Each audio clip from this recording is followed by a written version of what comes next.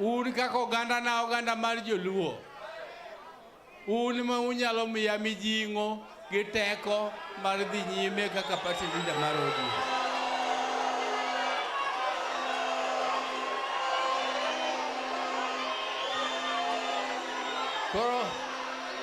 Koro omiyo ogandana mar Joluo. Kawuono gima duong' ma adwaro ka. Abiro ni mondo akwau ni makoro achako wuoth kani.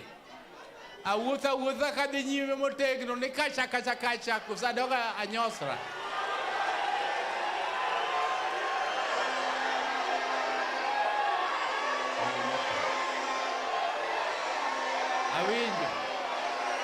Awinjo Jokanyanam.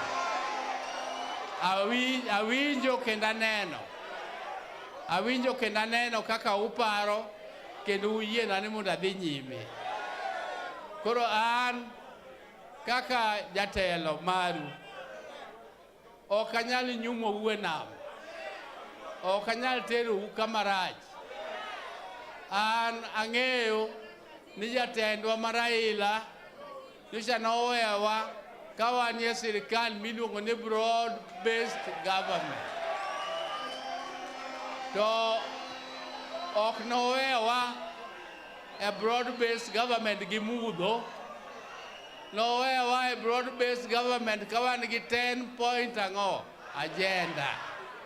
10 point agenda gi duto gima ne gitimo ni pod gidhi nyime gi struggle manochaki gi jowa Jaramogi Oginga Odinga kabiro Raila Amolo Odinga koro gi jowa duto kwa dhi nyime. Gima duong' mane ji owacho ka ji oyudo uhuru nwadwa ni mondo waked gi tuoche to gi dhier to gi ignorance gimiluongo ni ignorance. Jomoko to luonge ni fuwo kata luonge ni kia somo gi ndiko. To gigi duto donge pod gintie gichandowa. To gima duong' ni jok moko ong'eyo e Kenya ka ni Jaluo ni en nyako sika ni en opposition. Jomoko ema yudo dongruok mar piny to Jaluo to en opposition nyaka chieng'.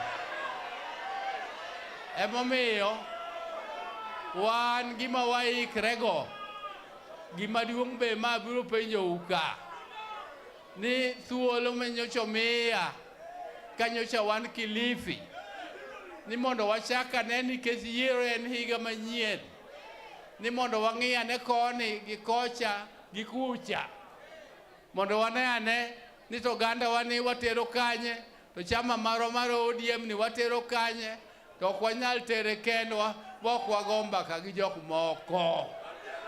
Nyaka wago mbaka gi jok moko. To jok mwachako go mbaka gin jowa ma wan ge broad based government miluongo ni ODA. Gin mwachako kodgi. Kendo gin to wabiro chako kodgi machiegni. Jomoko osechako diewre sirwari ni wadhi matek ahinya. Wadhi matek nade? Ok wadhi matek nikech wan pok wawacho ni wasechako kata loso gi jogo. Wan mawacho mani there is an intention to start. To intention ni ma wabiro dware pachi oganda wa. Ema wabiro kwayo oganda wa ni mondo yienwa ni mondo wachak twak. Koro kama wabiro chake twak to wan wabiro cheko ni ere kama ber, ere dwe maber, ere odiochieng' maber. To kata kamano jo oganda wa ok wanyal tero oganda wa kama ni tero gi e mudho. Wadwaro ni mondo an kanyo koro adong' kaka Joshua mane kaka jakom Raila nowacho ni wadhi Kanan. To an kaka Joshua abiro neno natero u Kanan, tatero u Kanan kakadho mne Singapore.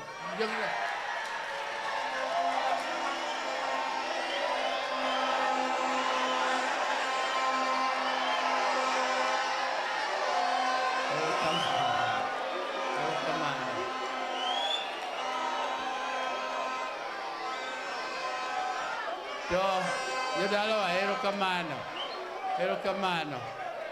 To mano e kuma ne jakom bende gilemo e kon man wadhiye ono wacho ni wabiro dhi kuro to samoro ok onyal chopo kodwa tero hawi marach ni Nyasaye nokawe sama wantie ni e broad based government ka uneno ka wan gi Opiyo Wandayi madonge minister wan gi Mbadi Nyanka manodonge minister wan kaeri gi PSS moromo 14 moriwo ODM ma ODM iso yudo to wan gi PSS ma joluo wan kaeri gi Nyakisumo mochung' kanyo mabe nyadala ka kaeto wan kacha goluga jarawila momako korka weche mag health to wan gi joma moko mabe ok ochopo nitie yuora ka ma Nyaseme Nyakodongo ok aneno kochopo ka to wan gi PSS mang'eny koriwre ODM wan gi PSS 14 mwariwe gi nene kacha koro miyo ok waling'a ling'a ni waninda ninda dan munena ni yours faithfully muneno kuchung' kani positions go duto an mana negotiate Raila nomiya thuolo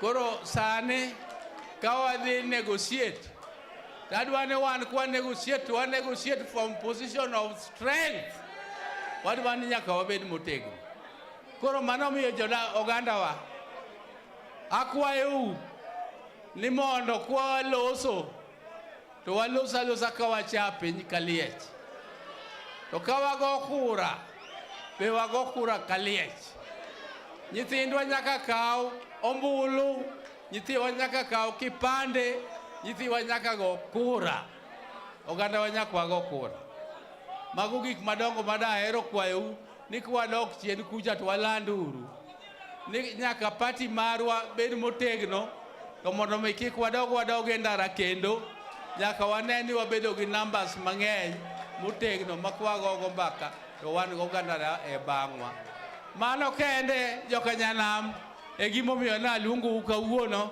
ok adwa hadho wach ok adwa meri e konga koro amor kaka neno ka uchopo ma upong'o hall ka kendo aneno koluongu uchopo duto atimo ni wero kamano Nyasaye were mondo wiyo gwedhu mondo kudok kuonde mudokie ero kamano ura ahinya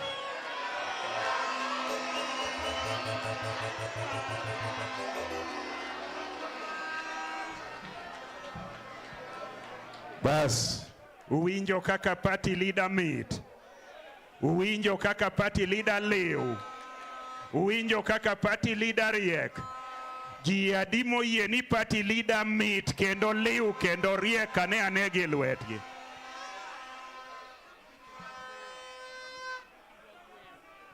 party leader onyisa ni Ajiki kod yamo juogi omako dwaro gweyo ne wechego Ajiki kod yamo gwe ane mondo nyikwa Nyanam mantiere ka juogi omaki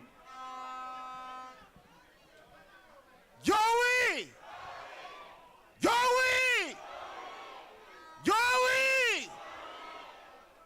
111 to gin Luo onge ng'ama donje kindu gi gima nyocha Raila molo weyo en wuod ng'aka ng'ama donje kind Luo kod Amol kod Ruto en ng'a omiyo analamo ne party leader ni mondo ogwel Luo tete kako gwelo ni to gwel orange te agweyo ajure ure chola nyakwar wango dibo sigana chanda jakawere Luo yoro pacho pinje Luo yoro pacho paramo gajwang enindo lalna jakawere jugoramo amono yoro gitun Luo kisumorala Joey party leader Joey Wanga Joey Opiyo Wandayi Joey Mbadi Jowi. Jowi. Ero kamano. Ma ura chola ogwe ajura ura cholo ke ugo ukora mondo bikonyusa kota da heda mwata mani nyara kumka kotek. Ajiki kodhi amo. Bas. Koro sepedh bura. Kendo wadwa wuoye matin kiyudo kinde to mana dakika achiel tigoyo madonje riwi. Kama wata bura ni an gi Anthony Tomo Luos ma wuod Mrs. Ondiek ma japuonj to gi mosenindo Ondiek emwatago bura ni. Wabiro gwelo yawa matin tibiro kama piyo. Elo jodolo kata jotich Nyasaye mantiere kaa. Akwayo jadolo Ephraim Mboya to gi jadolo machielo jadolo Ephraim Mboya kama intiere chori mbele ka mondo in bende ichiwe pachi e wach ma wago mbaka ne ka kata gweth minyalo miyo go oganda ni. Ere i seche ma Ephraim ikore no wadwaro wuoyi matin miluongo ni Jasper Kalia bende ochore machiegni to gi Victor Ochieng kama untiere biuru mapiyo mondo wawinja ne pachu, wawinja ne kaka usumo wach ka. Ere ubiuru mapiyo kama untiere. Yawa gibende oikre obiya machien, jobunge la wananchi Lawrence Oyugi, to gi obungo wich kama untiere biura biya mapiyo mondo uchutu wawach kata paro maungo kaa. Koro ere ng'amose chopo ka? Bas mano Jasper Kalia kose? Jasper. Jasper in wachane dakika 2 kende. Karibu. Ero kamano. Onagi untie. Kena natafuana na kama. Ero kamano. Iluongane Jasper Kalia. An youth leader mar ODM. Amor gi thuolo machalo kama. Ne party leader marwa. Adwaro ne awuo kodi kendo awuo ganda man kani gi teko momiya go jende matindo mane chamani. Maduong' mokwongo adwaro na nyisi ni kaka jomatindo mane chamani, kaka jomatindo manyithi Onagi wasiri kendo wamiyi teko mang'eny mondo ibedwa party leader mar chama mar ODM. Nikech wang'eyo ni leadership mar chamani ok wadwar ng'ama dhi dhaw gi ji, ng'ama dhi gore ji mondo wadwaro ng'ama nigi akili man gi wisdom manyalo tayo wa mbele kaka inene tayo wani.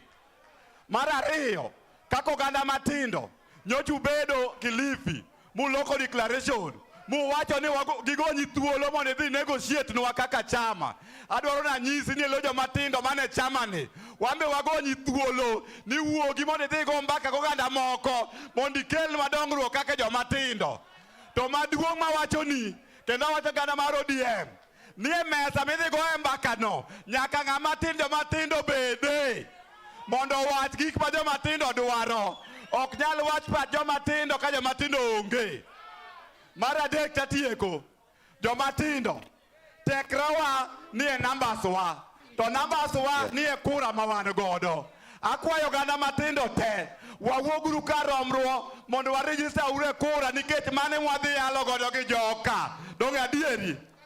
Mar adek, sami dhi wuoyo gi jogi party leader wagonyi thuolo to wakwayi ni ikechir gi marking scheme mar 10-point agenda mane baba weyo cha. Ini nono tisiro maduong' mwadwaro nitiere compensation mag joma matindo manohinyore ndalo mag ng'anyo.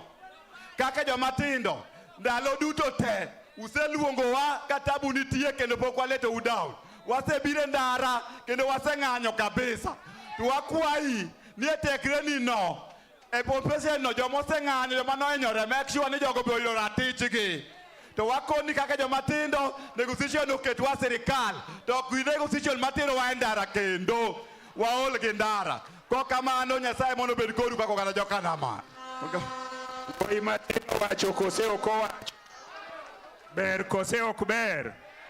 Bas ne waluongo jadolo Ephraim Mboya, in bende ibi isume nyikwa Jokanyanam gi paro ma in go ma Nyasaye nomi. Jaduong' karibu. Warwakane jaduong' mondo wawinjane rieko mar jaduong' e wechegi.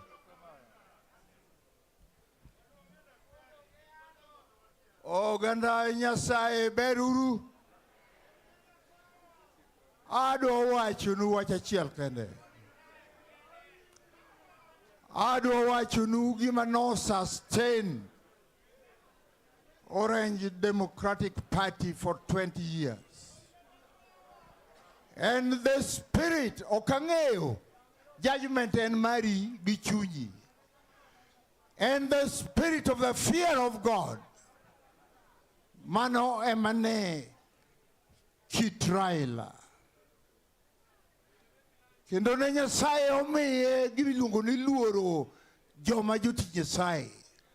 Ka ng'ato orwako janabi nikech en janabi, pok mar janabi en oyude.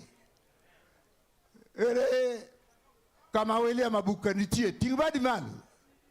Abuka ni kanye ting' badi malo. Ka wadhi wayudo ni wang'amolo lokore di bohlo. An gi moma kachacha na kone ni mane lodh Musa ama ting'o ni malo. Odagi ni okodhi e court 2017. Why intervene? Mabukubiru mo penjenito. Where are the other? Nilungu party chanango. Where are the other NASA principles? Tokoni Kalonzo Musyoka emodi jaman nike chigi tuo ni jaman. Ogo simeto kumuda vadi kao. Ogo simeto wetangula kao. To kawan gabuka takone ni ya. Mana information mabuka maneni go. Mara jog wetangula gi muda vadi. It is not business as usual. Go to court. Atingo mumba ni malu. Mondo penyi monge no chako mai kendo. Kiki yudo kibira kendo kodorengo. No tour. Angeni gino kata ministers mamage. Kata unwa unkage. Ngamane nyalo chike mana unyalo winjo. Ne onge. No chiko ite no winjowa. Ane mna ngeo ni Raila uluoro Nyasaye. Ma karaoke luongo presidential candidates mondo gidhi Uhuru Park no dhi gwedhogi. Ta kone ni ma karaoke is partisan. Odwaro Uhuru ere kako chako wacho no dhi gwedho. Okidhi Uhuru Park sani chikna wadhi okowa Kenya no winja no gomo. Ambi chieng no na an bwana. Police mago we to kala wakala we akoni to an chuth pira buon ni unge gimilungu na adoka en pira buon. Chieng no go na neno giwanga. Achaka neno creation. Manyo de South Africa kumaneja ode nitie kod Rosemary mochwe America mochako duogo koro wan kod ji adek. Okone wani ya ni Nyasaye is a miracle worker.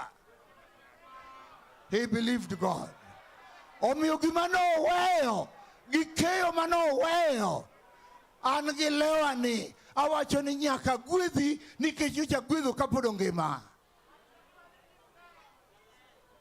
Waduto te oganda Nyasaye wariwre mondo wang'e uru na goch Solomon roho mar Nyasaye ne ok nyale Apollo mawuo kane pok 120 people obedo gimoro achiel.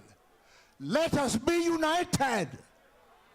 Nyithindo gi joma dongo to ng'ere malong'o ni onge nyathi manyalo gwedho ng'ama ng'ongo ema gwedho nyathi. Agwedhou. Jaduong' opimonwa kuma waaye gi kuma wadhiye ber kose ok ber? Nitie wuoyi matin machielo miluongo ni Victor Ochieng'. Victor kama intie ibe miwa pach yawuoyi matindo. Erokamano. Jokanyanam untie. Jokanyanam fire. You the chude. You the chude. Ani luongani Victor Ochieng. Ani youth leader Mama Dhare. Toka uono ada uoyo elo youth te mantiere town. Jakom in mano yieri Kilifi. To youth te nitiere toki. Wan gima wadwaro. ODM no yude kogone gi firimbi to wuok oko. Kaka Jakom osebedo kagonwa firimbi to wuok oko. Wadwaro ni tel to waluo bangi. Kigo firimbi to yude te luo bangi. Nikech ine ma wantiere kodi wan gi geno kuomi. To molong' ahinya wan kaka yude wan waonge gi empowerment, waonge gi tich. Yude gin unempowered, yude gin unemployed. To yude emobedo kagore ne chamani. Kora akwayo kama ikete agenda mar 10-point agenda ni. Agenda mar unemployment mar youth nyaka ket kanyo. Youth nyaka yud tich donge. Ok wadwar tich mar kazi kwa vijana. Wadwaro tich mar permanent and pensionable. Youth chude. Erokamano. Vijende untie. Maru bende nitie ka wantiere gi jakom bunge la wananchi miluongo ni Lawrence Oyugi. Ibende chutwa wach mar bunge no. Jokanyanam untie. Ani luonga ni Lawi Oyugi, ane rais mar bunge la wananchi, joma ok chul msara, wale wa bunge ma ok chul msara ka. Wan ka wabiro ka, wakelo kwayo wa ne jo ODM, ni kanyocha baba Raila ngima, ene manyocha en patron mar bunge la wananchi Kenya mzima. Kore godiochieng' ma kawuono ni, wakwayo jo ODM ni mondo yie Daktari Oburu Odinga ongoza koma patron bunge la wananchi Kenya. Toka wangeso kwa wacho kama gima nyocha timore Kilifi cha. Wambe wan kaka bunge la wananchi nyocha ne watime to yiero marwa ne wayiero ni Daktari Oburu Odinga emabro ngosa wananchi wa Kenya kaka nyora ila ni kodwa. Ber kosok ber.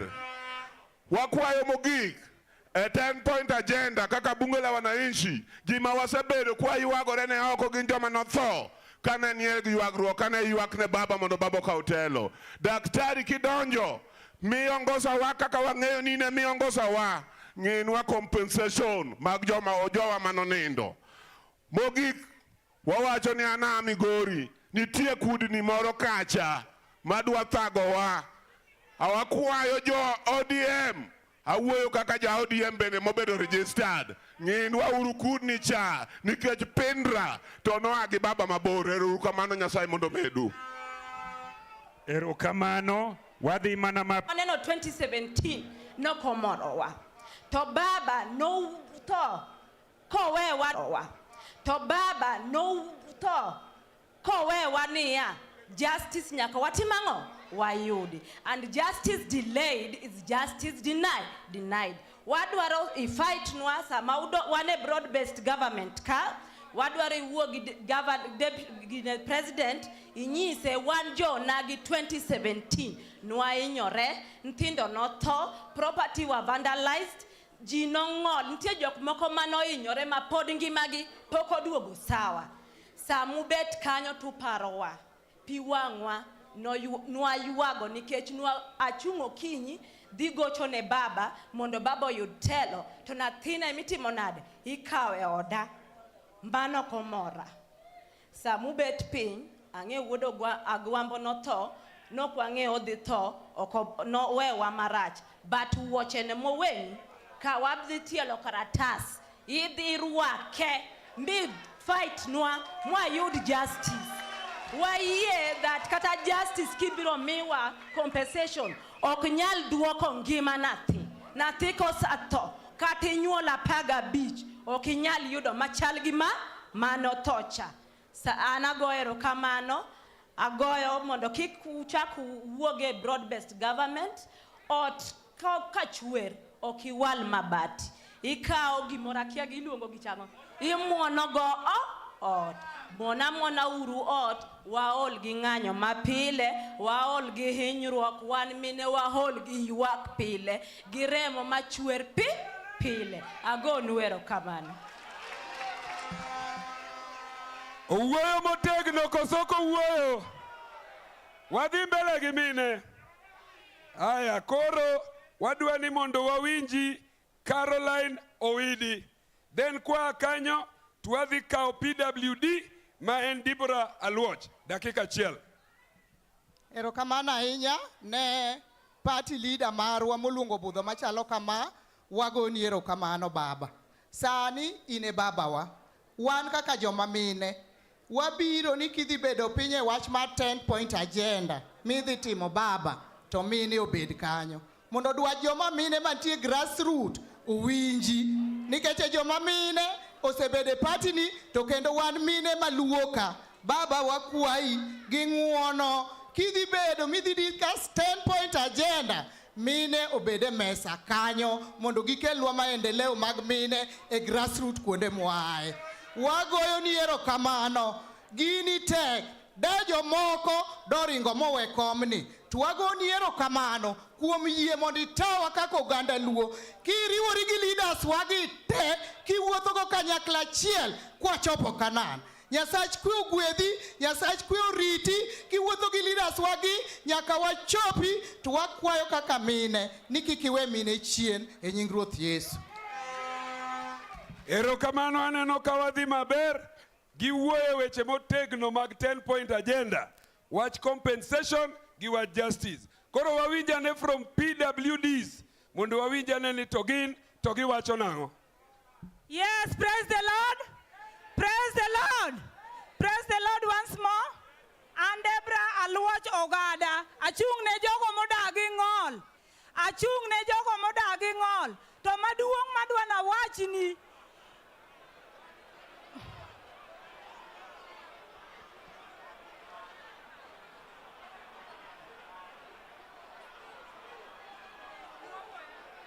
Maduong madwa na wachni Dr.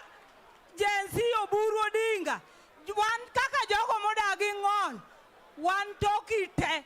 Bed motegno. Adwa ni magi ni afwanda. Fwand gini wan kodi. Toki dhie 10 agenda mane uloso Kilifi. Adwa kwa ikama. Gin wechi adek.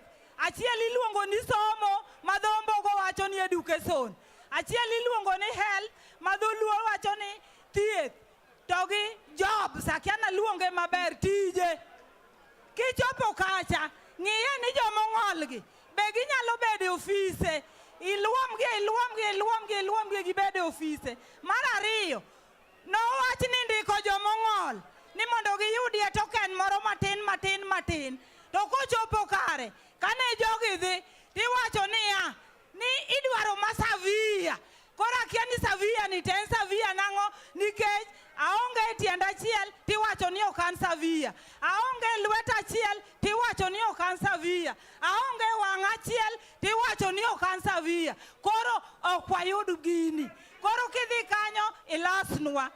Gimago duto adwa yuo gi wer. Iende mbele injili yo. Iende mbele injili ya baba. Iende ndiyo maana ninasema iende mbele. Ndiyo maana ninasema iende mbele. Thank you. Koro adwa na penji kama. Kech ose penja bathe kanito mama mochung' kani. Eto en disability gi kure. Ase confirm kang'iye kama entieni ni okonyal nena maber wachane. An gi ng'ol miluongo ni vision impairment. Yani okanyal neno kaka in ng'ama nigi wang'e ariyo ineno. Omiyo ang'ol koso ok ang'ol. Owacho koso ok owacho. Aya, onyi okokori kelnwa baba kam okenwa uruthum. Mar dakika ariyo. Oket mane. Baba come back.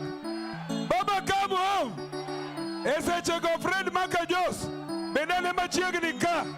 Fred Mbaka kama pia. Jaboda boda miluongo ni Jacob Ogambo. Come here. Abiro luongo beda mos. Aya, ero, twende. Aya, ere jo madwa konyo wa thum ka. Kanyuriana, usipna. Wapi mikono.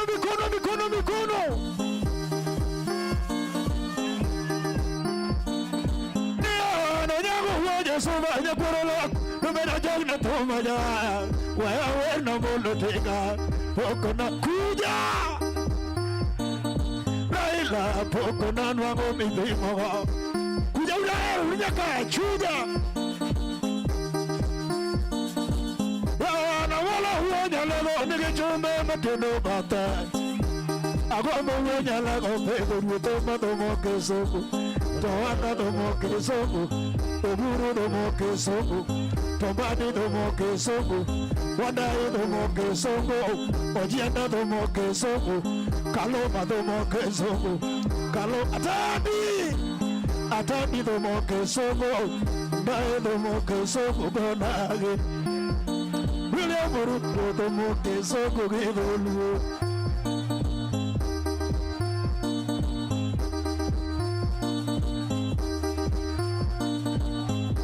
Give the last. Yo, Kimako Wodo Kinaraila, the Tomono. Kimako Mina Kini Tinga, Mitere Code. Yo, Kimako Wodo Lego Buru, the Timono. Yo, Kimako Wodo Rico Buru, the Timono. The Timono. Eko Akim penjo kama Akim wachonia Oburu wododinga umako Oburu kosango Oburu wododinga umako Oburu kosango Oburu wododinga umako Kaloma Wajoni yokulu kamaloka Wesh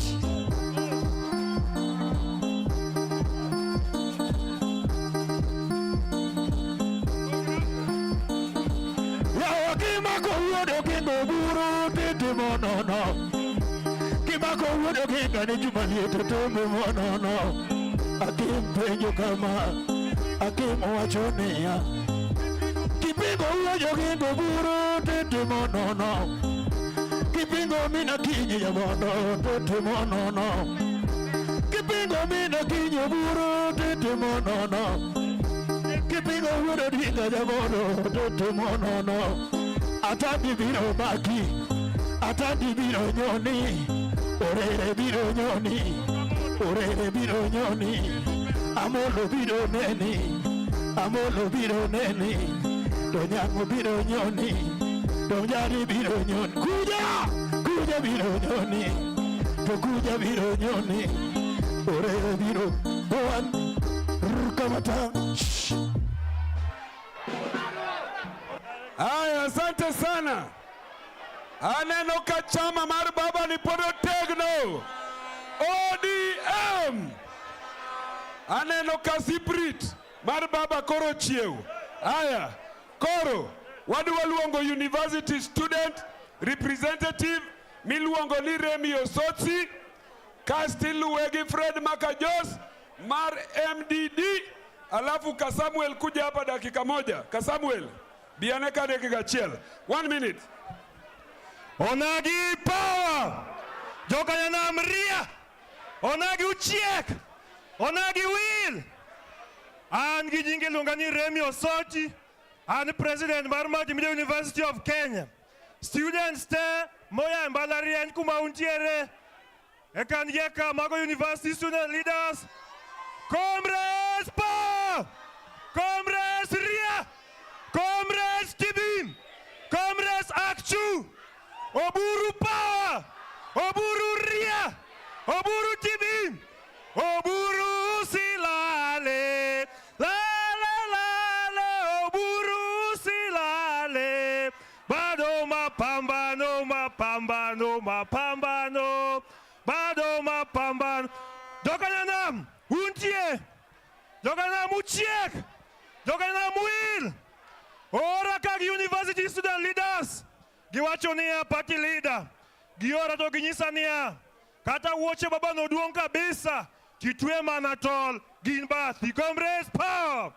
Namba 2 wawacho kendo wakwayo ni kaka comrades mag universities omiwa thuolo mondo wan bende wabede ni wan wadifendo buro gingani kuom ng'ata mabiro tugo kode. Uyie koso kuyie? Mar adek wawacho niya buche ok nyal bedo 30 bura mano bedo chad gi nyawang'aya nowacho niya oburo romo. Wan waonge wach kanye mwadhiye, kanye mwawuothe, kanye mwawantiere, kanye mawachieke, kanye mawategnoe. Ero uru kamano. Aya, kakora luongo Fred Makajos wa recognize ker marwa Odungi Randa bende nitiere e kindwa ka warwaki e budhono. Dakika en achiel MDD. Ero kamano. Hello party leader marwa, jo mag ODM, Jokanyanam mantiere ka, amoso uni ODM. ODM. Vijana power.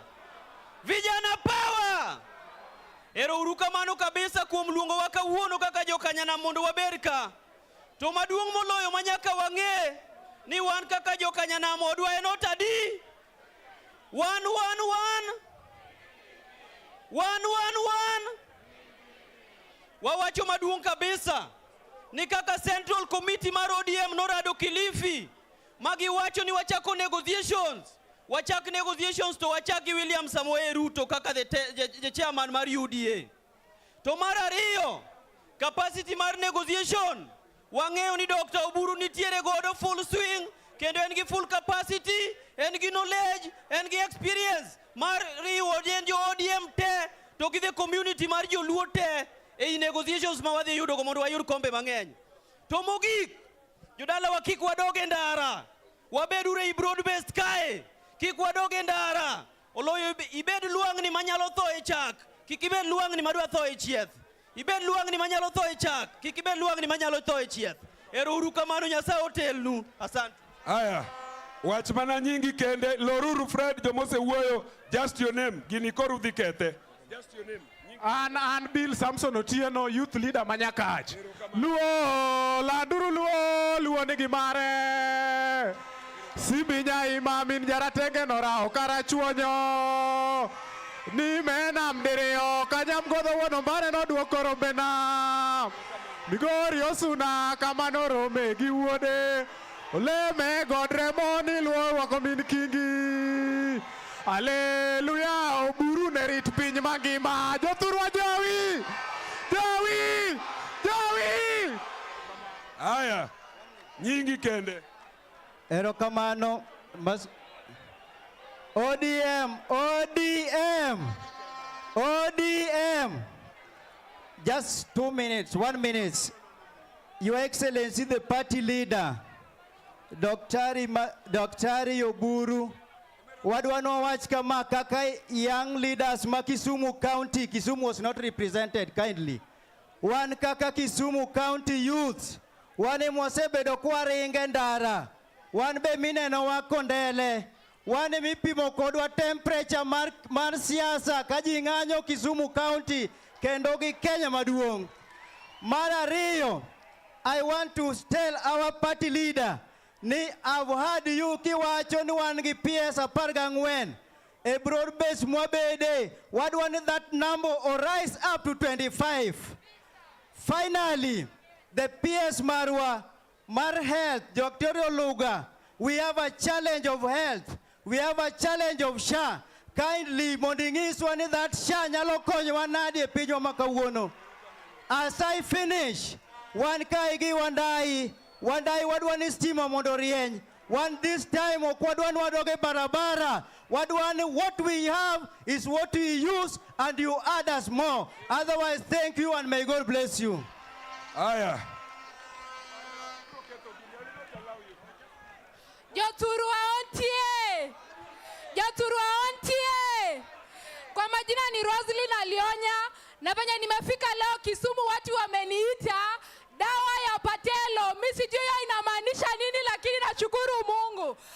Sisi kama vijana wa chama, sisi kama Gen Z wa chama, tumekubali kusimama na Dr. Oburu Odinga.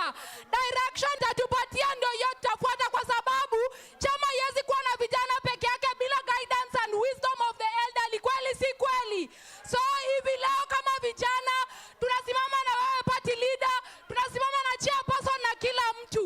Ila wakati itafika ya nyinyi kusimama na sisi, tafadhali mtukumbuke. Asanteni sana na Mungu awabariki. On behalf of Boda Boda nyingi kende. Then we finish. Sawa. ODM. Boda Boda power. Boda Boda power. Chude. Thank you. Mheshimiwa party leader. Hello. Party leader. Wan kakajo Boda Boda. Nyinga Jacob Ochieng' Ogambo. Boda Boda Kisumu County chairman. And also the chairman of Nyanza region. Adwana kuwa ini this broad-based thing. Yakuwa yoni. What together, Boda Boda te ni under broad-based government and party leader Oburu Odinga. Thank you. The last two speakers on this segment, alafu nirudishie Dr. Chila yako. Awijo no mosh. One. Due to public demand, almost 1 hour. Towamie 1 minute. 1 minute, almost 1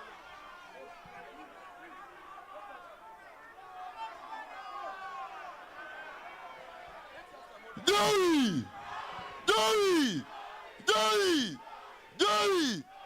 Ada wuyo gi Jaluo. Oganda Jaluo. Nitie kudi ni moko.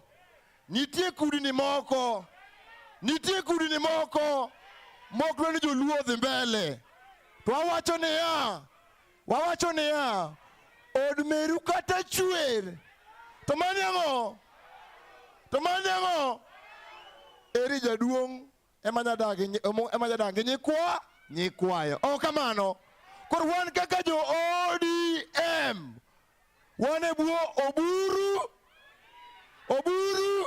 To kokidwa los kenji idage. Ero kamano. Samuel, close this with 1 minute. Vijana power! Chude! An nyinga Caswell Mako Ure, an wuod Migori to an Gen Z number 1. Natelo ne jomotindo mane dhi e ng'anyo mondo wayudo broad-based ni. My party leader Dr. Oburu Oginga. There are a few elements matemo tugo gi leadership mari. To gitemo threaten nigi luongo NDC. Wanyiso nigi one delegates. Kagidwa luongo NDC, giluonge aluonga. One behind the Kilifi Declaration. Gingiswa, how do they know how to form a government? Dr. Oburu Oginga, you have our full blessing and our full support, kaka the youth of the country. Take the negotiations as you want them, Daktari. As you want them. We will not be shaken and we will remain behind you, Daktari. And when opportunities come, Jo Matindogi, these youth have really fought for the party. They show up for all the party events. Parwa, Ketnegi projects, Katawan, Kochopo time. We are always fighting for the party. Kochopo Cheng nomination, you in CG youth must get papers. Nominate them fairly, let the certificates be given fairly. But we are behind you, and anyone who jokes with your leadership, jokes with the youth of Kenya. ODM! Erokamano inya. Erokamano Makaure for bringing us back to the agenda. Wauo ure agenda kakora luongo. Obukore ni en ambassador at large. Ka broad-based obiro ni ene director. Handshake obiro ene director. Gimachielo obiro makamu dakika achiel. Daktari kawuono adwa wacho ni dhano riambo. Daktari komi makono. Awinjo ka jomoko wacho ni gin youth, jogi to ginang'o. Jomoko wacho ni youth onge chama ka in nyathi kich kendo in youth. Omiyo wawacho kawuono Gladys Nyawang'aya. Party ni unie muwuoye jariyo. ODM members man ka. Ka Gladys osewuoyo, Oburu Odinga wuoyo, wecho rumo. Okwado joma wuoyo mang'eny e chama ka. Wandai, Opio Wandai, chiw sitima. Mbadi, kel pesa. Kel pesa. Oluga chumalo. Gimomiyo walando broad base ochandowa. En wach sa. Jowa hinyre at the grassroots. Ng'ato dhi chieth tigone pesa mokalo kias. Tisomo kisungu. Tigi kisungu no kanyo. Okwanya lando broad base. To gik moko kringa tandi. Chairman ma budget. All pesi barabara te. Sorumo.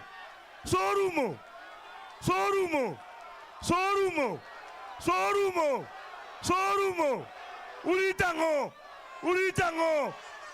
Umia teach matek kaka director ma broad base. Umia teach matek mo kanyal. Alando broad base to jifenya fenyo mangeng. No broad base no inyi vichamo kendi. Ini mi dendege. Jakom no ayanda broad base. Uburo dinga. Kawuna wachuni. In giving you vast experience, intelligent and Jomo Jon gini use go. Kung adu ino mo megi. Toki lo krejo neku. Kawuna dwa wacho kai. Kenda confirm. Jo wate adu atiku. Uchila yako. Kawuno kibino ka. Weawe mondi. Uchilo ya mondi. Jodala wa. Wasingi maber kamaneja komo wewa. Tojo manyi ianu kanga to bogre TV. No uwe ujakom. Ini uwe ujakom ni no wadi ujakom. Ino ni wadi ujakom mango. Anmana uwe kore dakina wachini. Domino ya broad base. To nyiza na be director. Keno nyiza ni kikaoga. Anda kasenga wachini gino. Omiyo daktari kauono. Wadi clear ikisumuka. Ni war the party leader until we chopokanan. To which mean go. Gladys wanga. Hawi yuka jomo kanyo gini yuthe. Moko ingi kita gauge. Kanyo jadi angiyo birthday mari. Birth certificate. Taidoni was still young. Atandi still young. Arati still young. Jomatino kidokido barang. Jomatindi ODM ka. Nugu youth league. Kidwaro tel. Don't through youth league. Kidwaro women leader. Don't through women league. Kidwaro executive. Become one thing. Don't play with us. Don't play with us. Tokenuka today. How are you? Kwa oki gino burni ka uono. Machaka Adundo Jaluo moro. Ka contradict. Iwa jogi manono. We will clear you. We will clear you. We will clear you. We will clear you. Walo kodwa bwana. Wanonge kamwa e bwana. Serikali ruto ni mwadhego. Sani ugo koko ka. Uchilo wayada kachiel tolugo. Unugo koko. Toganda chato tonji kisha. Okuti guiu. Sani neno kajo kariore. Nyaka jomo nja lando ga chagwe ose dhikaruto te. To unbodu negotiate kik manon se. Omiyo wacho ni daktari. Kombe waseyudo magwa zichario. Kidhi negotiate imedo ang'wen. Parastatol bedo too much. Gimiluongo ni deputy president be idhi kao. Iromo mikalo. Karuto tinte luwe ng'ama rom kodi. Ini deputy president. Kwani kodi ng'ama nyalo wacho gigo mokan. Uwinja koso kuwinja. Donjo koso kudonjo. Delegates untie. Members mag chama untie. Ka ng'at maonge kaka uono. Onge apology mikelo ka. Onge apology mikelo ka. Onge apology mikelo ka. Mano joluo wondore. Uwondo wagweche manono. If you are not here today, leave us alone and go to Gachagwa's place. Leave us alone and go to Gachagwa. To kidwa ng'e na rach. Ung'e ni gimo kung'eyo koda jodalawa. Serikal ber betie. To ber kitiyo ne jopiny. Tawacho ni kopo ni ndhogo buru. Hayo buru bado na wachini. Nitie jomoko mabiro iri kanyo gina ndhoke. Don't entertain nonsense. Nyawanga ya yikodi. You are a military woman. Ingen ko gol thunde ni gotina na dichwo. Ko gol thunde ni gotina na dichwo. Ero kamano, God bless. Makamu wacho kose oko wacho. Owacho ni wamak joka gi kamarach. Wamaki. Owacho ni kik ng'ato tugi. Koro ka wan gi jaduong' achiel ma bende oseyudo masira ka wuode achiel mogeno. Wuode achiel motimo ang'o? Ni obong'o mare achiel oninde bade kokadhe yo marach. Jaduong' ma wuon Albert Ojwang' nitiere ka en bende owuoye gi daktari kochung' ne jodongo kata wuone kata nyuola mosewito nyithigi e yo ma ok kare. Jaduong' bilose matin. Erokamano ne jatanyasi. Jaduong' ka achiel kod mamana gi jotenda duto te gi jo ODM e Kenya mangima kod Nyanza, amosundi misawauru kendo akawo thuolo mar duoko erokamano ne Nyasaye momiyo wakinde mondo wachokre ka. Jaduong' omiya dakika achiel mondo miya wuo. To wach madwa wacho en wach matin. Ok adwa thoro mang'eny. Ji duto man ka ong'eyo tho mar wuoda Albert Ojwang', kaka notimore nyaka kaka ogik. Ok adwa dok e nyadi machielo kendo. An mana gi kwayo, jaduong'. Nyocha weche obedo matek nikech bang' tho wuoda wachak wawito jakom mane datero ywak kata kwayo kuome. Kuom mae marach, weche osebedo ka bagni to gi kuyo ka wan kod lit. Nyaka sani thuolo moyudore kawuono ni, akelo kwayo mara makende. Elo jaoda mabendo dong' pacho ni pod wan kod lit, wadong' gi lwetwa nono, waonge gi future. Nyathi bende mane wantiere godo nyosetho mane wapuonjo kod tekrewa.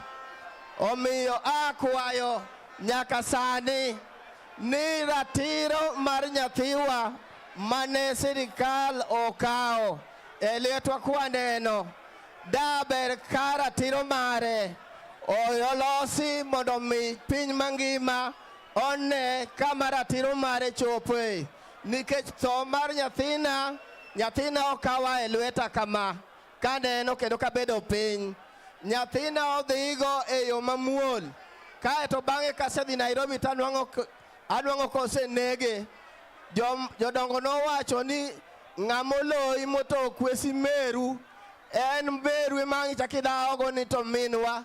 Kwesi ni iketo marach nang'o? Gima nyalo wacho onge, wechawe e lweti. Ng'iye ka gikonya e yor justice mondo ratiro oyudre kuom Albert. Mane wach mantiere go. Erokamano. Wuon Albert owacho ni compensation cha e jogo mohinyore e yo ma ok kare ka gikedo ne oganda en bende opare kajo. Wacho kose ok owacho? Daktari, wang'eyo ni in party leader mang'won maparo jogene mamor to gi jogene man gi lit. Wapar weche jogewa duto man gi lit.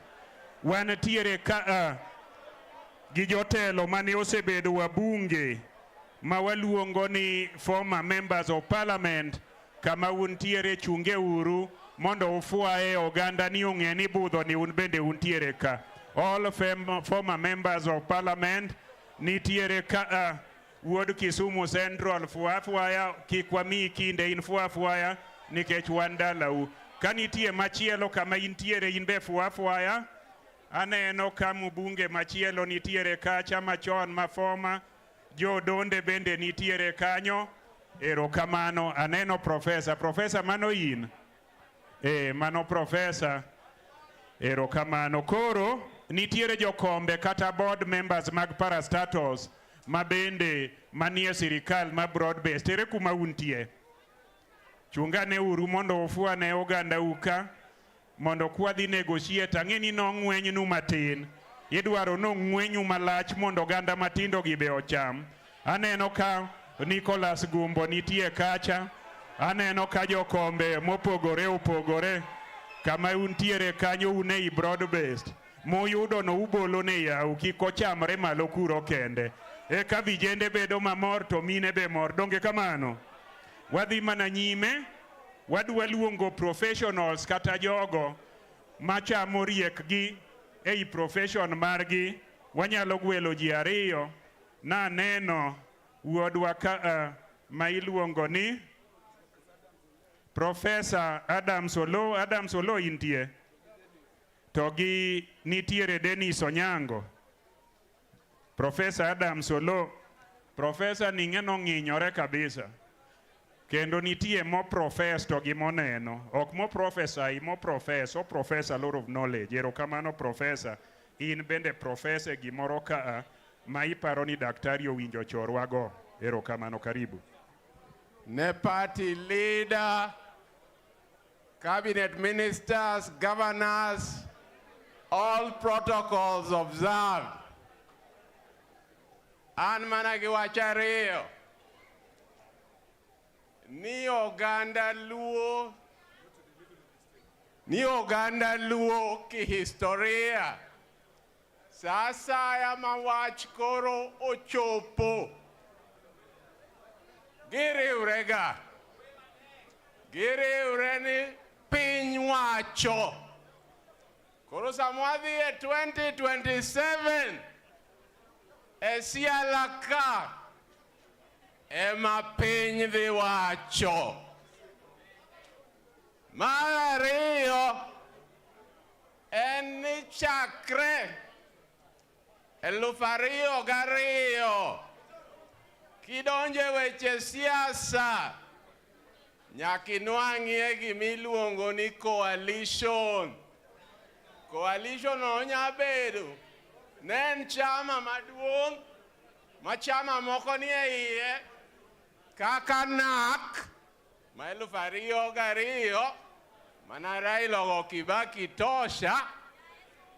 Oro nyalo bedo pre-election coalition ma chama mopogre gombaka to yiere ni kawanwang'o to embe gi emidhi miya. Tonto samwadhi e lweny ni magi e serawa ni ka environment to wadhi timo kama, kani compensation to wadhi timo kama, kani ndara to wadhi timo kama. Gima kisungu iluongo ni manifesto. To bang' mano nentie kod, to nentie NASA, to nentie Azimio. Omiyo mbaka migo kawuono ni okonyien. En mbaka moganda osega goyo e tie Raila Amolo Odinga, to koro dhi goyo e tien Dr. Oburu Odinga. Mogik, ni siasa inajua. Kokikri, tipo mana kigo bur moro magala. Omiyo ikra uru Jokanyanam. Odungi odarangi. Gimosega timre piny ka. Koro Luo, culture, politically, Luo ne buo Oburu. Culturally, Luo ne buo Odungiran. To king'iyo ndalo Joel Omer, sama ne wachitie kuom Tom Mboya gi Jaramogi, Omer noluongo gi ka. To bang'e, kane nitie wach kind Paulo Mboya gomamo gi Oselu Nyalik, bende Paulo Mboya wuoda kok notayo. Wuoda rangi, taluo kimako lweti gi Dr. Oburu Oginga. Ero uru kamano. Professor wacho kose ok owacho. Wantiere ka gi young professional miluongo ni Holly Okwama. Holly, in bende wachi achiel ni tibi mae to iduogo microphone ka. Ne Jokanyanam Nyasaye ber. ODM. Wan kaka wakinde matindo wa duoko erokamano ne budho mothoro tach ma party leader wa gi chair lady marwa oseketonwa. Wawacho ni wayie gi telo moyiernwa ni ODM en chama momiyo ji te equality. To mane kaka baba ne pange ni kantie bura machal kama vijende te, mine te, deye te, wan kanyakla e komiti achiel. Dhi mbele gi tijno kaka chairperson marwa, party leader marwa, nikech mane kaka ambe baba nogola mabede komiti gi jatenda Mbadi, gi jatenda Wandai, kane wadhiro campaign mar baba e Nyanza mangima. Yauno uru opportunity ne vijende duto mondo wabed kanyakla. Nyasaye mondo ritu ODM. Ero kamano. Bas wadhi mana nyime. Wan gi thuolo makende. Ing'eyo ni kaka oganda loka wakocha jomoko ne se jodongo. Giwacho ni jodongo moti ni ok nyal telonwa to jaduong' moro mariek nonyisogi ni kaka oganda maluo wan wachalo bungu, vijende ka oweu kendu tiluongou ni nasari, to kudwaro bedo bungu malete nyalo bede nyakubed gi jodonge kindu. Wantiere ka gi Council of Elders ma otelne gi ker marwa jaduong' Odungi Randa. Jaduong' wamor kichopo ka ma kinde ni makende mondo in bende nyiswa ni juogi wachang'o. Jaduong' miwachono ema biro tiyo, to kendo kang'iyo kaka ning'iyo buru en bendo ng'i an aselieko gimidhi wacho, to ok dang' awachi ne ma in gi nyalo no kata gi duol no. We akel ni microphone mondo idhi wache gi kanyo aeta doga. Bas onyisa ni nitie jal magweyo ajiki kod yamo gwe mondo juok ramogi mondo donj kuom jaduong'. Igalo rito duji pinywa dake ni yukoga. Igalo rito jidhi pinywa dake ni alambo yore. Jowi! Igalo rito jidhi pinywa dake ni yukoga. Igalo rito jidhi pinywa dake ni alambo yore. Dhok dhie kul. In mibare i odumano.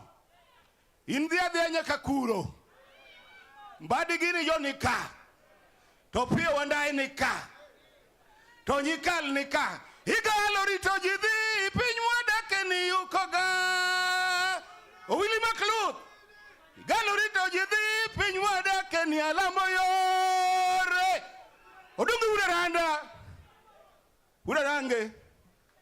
Achungi wadhiyo. Iwuotho mondo idhiyo. Mondo ine gimantie. Igalo rito jidhi pinywa dake ni wuothoga. Jowi! Igalo rito jidhi pinywa dake ni alambo yore. Rosa buyu ni kanye buyu ka oluth. Wanganya wangaya. Igalo rito jidhi pinywa dake ni yukoga. Kisebaro to barabara. Weri kodwa. 111. To gin. In dhia ng'ama donje kindwa giruto onge. Igalo rito jidhi pinywa dake ni yukaga. Igalo rito jidhi pinywa dake ni alambo yore. Jowi! Ogwe ajura ura chono keugo ukora bono dhiko nyusa kwada the head ama mani nyara kumkwa kote kwa tiyo kalwangni. Ajiki kodhi amo.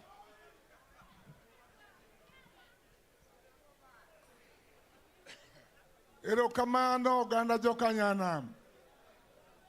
Erokamano oganda Luo. Amor kodu odiochieng' ma kawuono. Kang'iyo kacha to aneno Mbadi Nyang'. Wandai bende aneno.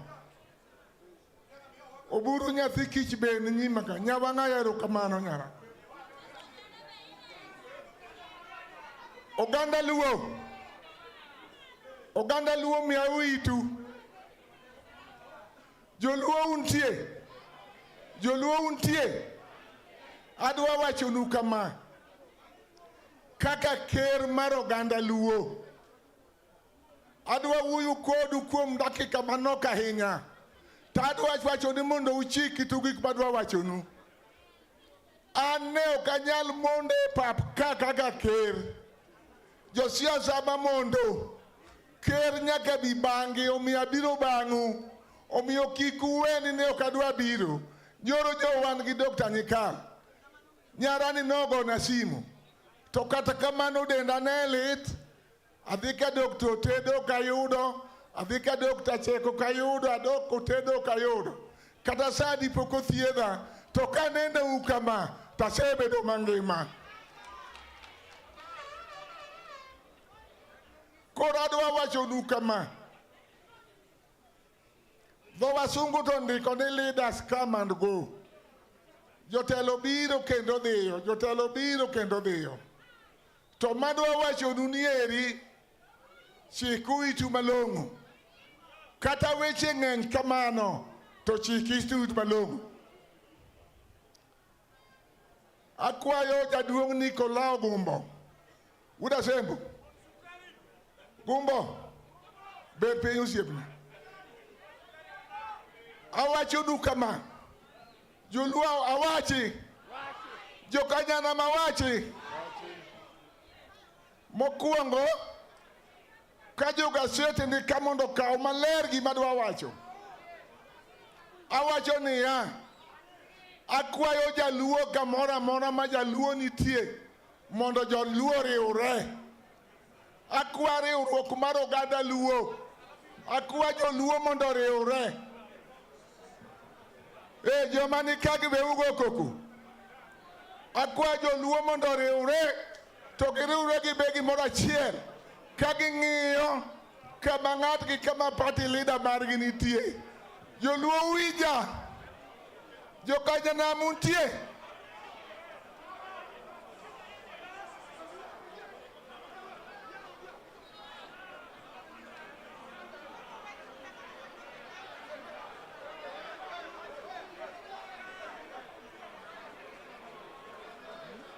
Erokamano.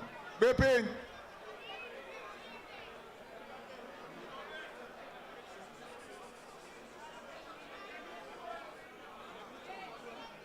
Wach machielo, asewacho wach achiel mokwongo riwruok mar oganda piny luo te. Akwa joluo ni agoto diado nyaka chop wuothogi jaluo, obed ma jaduong', obed ma miyo, obed ma nyako, obed ma youth, joluo riwre. Wach mar ariyo wacho kama. Kama bete kama chung'e kane. Kama chung'e kane. Odiochieng' ma kawuono tarik 24. Akwayo Dr. Oburu. Agonyo Dr. Oburu Oginga. Oburu agonyi. Mondi wuoth oko. Mondi wuogi party duto te. Kikiwe party moro ma kiwuoyogo. Tichak kod UDA. Kae timedie Jubilee. Kae timedie party mamoko. Mondo sirikal bibiro loso 27. Oganda luo mondo omach. Jokanyanam. Ne an gi weche ariyogo kende madongo momiyo adala makelo nuka. Awacho wach riwruok. Taka kendo awacho nagonyo Dr. Oburu. Expert man ka. Jowa mariek man ka. Bedu kuom gi Dr. Oburu. Tau Dr. Oburu. Mondo gimwaneno nyime cha wayudi. Ok adwa donjo nwe siasa. Nikech magora kwayo kama. Jodongo duto manobiro ka mondo amalo. Jodongo moa Nairobi, jodongo moa Eldoret. Ero kamano jodongo mar biro neno nyasi ma kawuono. Akwayo Dr. Nyikal. Akwayo Dr. Nyikal. Mondi cheke jodongagi. Jeke jodongagi. Jodongo gi mabor. Moko a Busia. Moko a Eldoret. Moko a Nakuru. Moko a Nakrecho. To Dr. Oburu. Agonyi. Wuothi. To wacho nitie. Pod an gi wach. To wach mabiro wacho. En marakenda gi jomwang'ere godo. Man Nyasaye ma kawuono be kodi. Erokamano. Erokamano jodongo. Wagone uru lwedo. Wagone gi uru lwedo. Erokamano. Koro wadhi kagima watieko. Wadwani mondo waluong CSS wariyo mane wagwelo. To kapok gibiro Speaker ma Homa Bay. Speaker ma Homa Bay.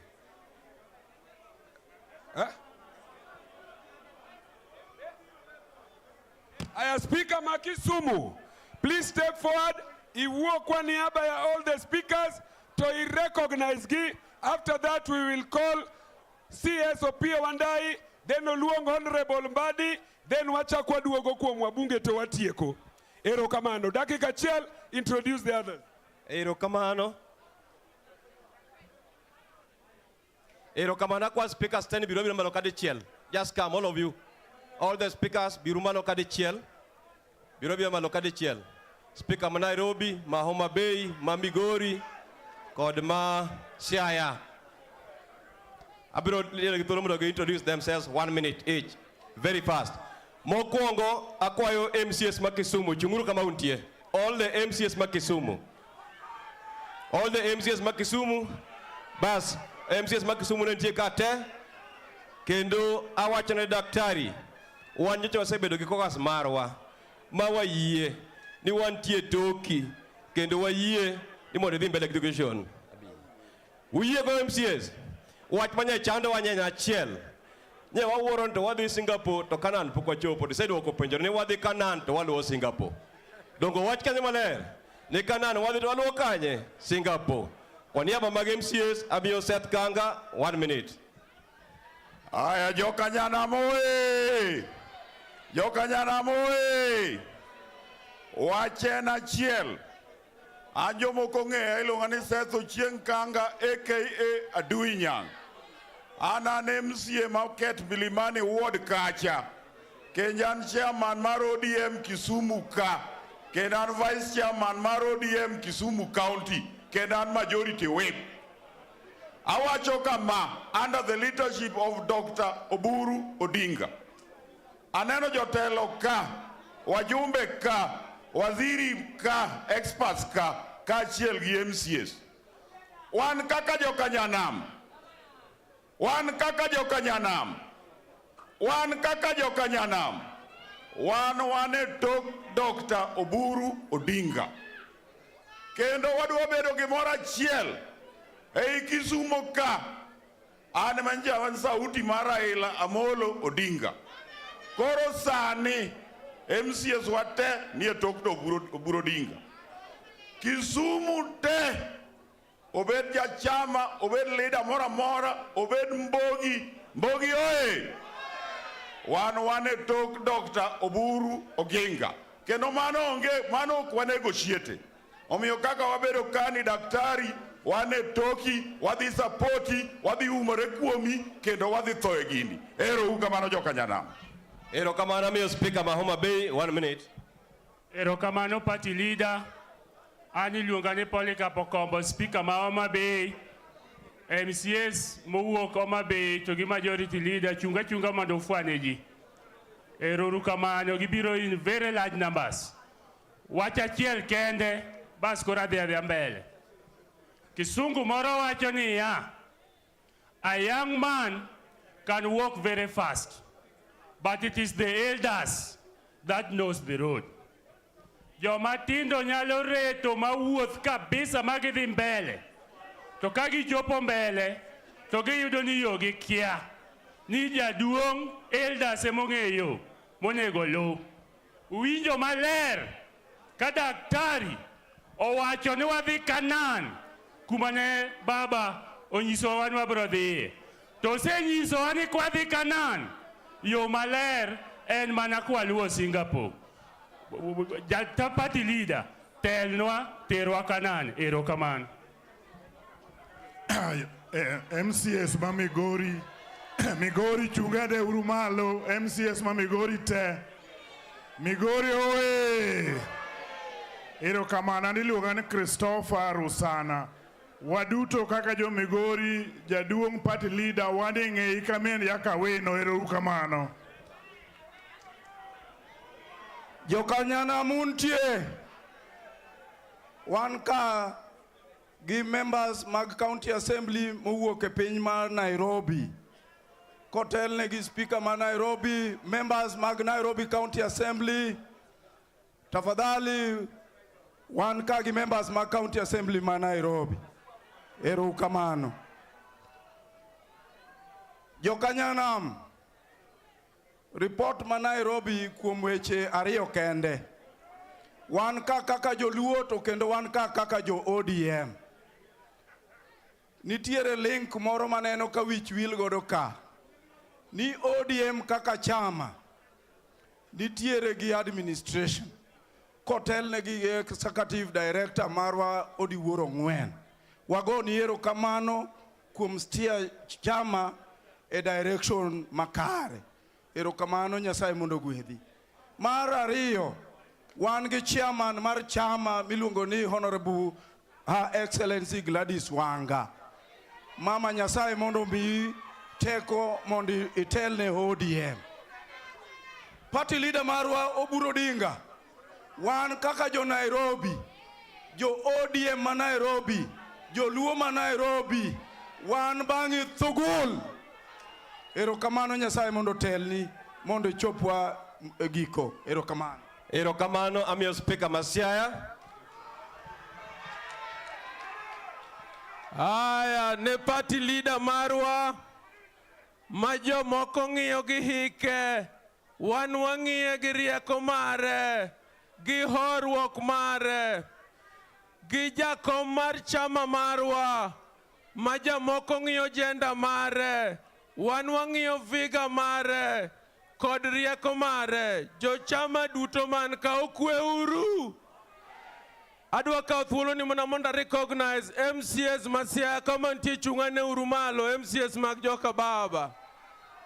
Erokamano un 24, Nyasaye mondo bed kodu.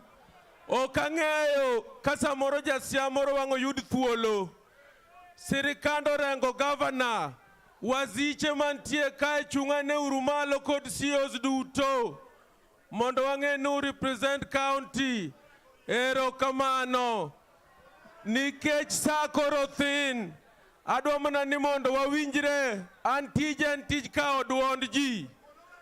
Will as many as are of the opinion ni wan kaka johera chama wasiro Oburu Odinga mondo dhi negotiate ne chama kod jo chama duto for maximum benefit to the people and the country. Say aye.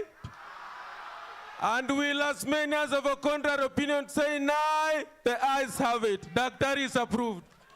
Erokamano, Mr. Speaker. Kwa niaba mar Kisumu County Executive Committee members, kod Chief Officer man ka, please, kama untie. County Executive Committee members, aneno Waziri George ka. Wadugo erokamano. Wachiwo wacho ni achiel mar oganda nyalore. Kendo riwruok mar oganda e teko. Nyasaye mondo gwedhu.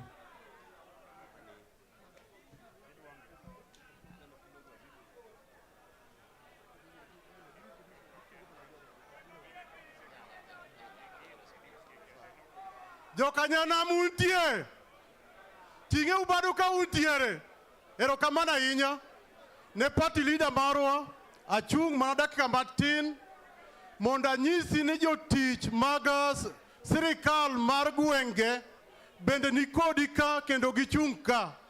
Kiyie mondo ago mie CS mar county go biuru ka ariyo. CS go ringu bika piyo piyo piyo. Adwa mondo joge wadudo ok giwuo, onge ng'ama wuoyo. CS gutu kasi piyo piyo. Kachako kapod CS biro, ye uru mondo ane waziri te gi chief officer te moa Homa Bay chungu malo mondo wave. Homa Bay, Mama Bay. End of endless potential.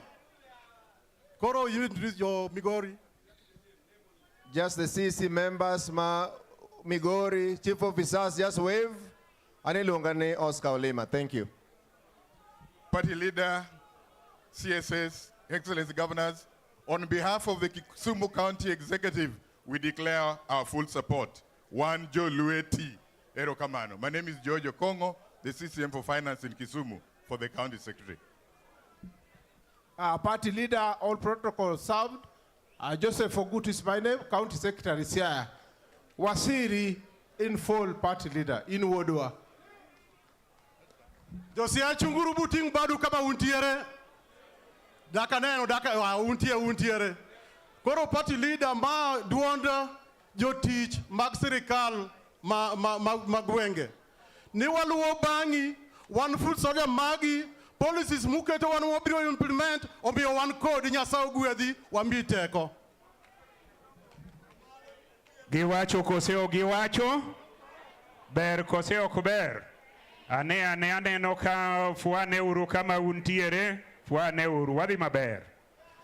Koro nikech party leader aneno kimi jip mondo ilos gi ji mang'eny. To kama intiere go ne nitie jok manoseore i sirikal manitiere iye kanyo.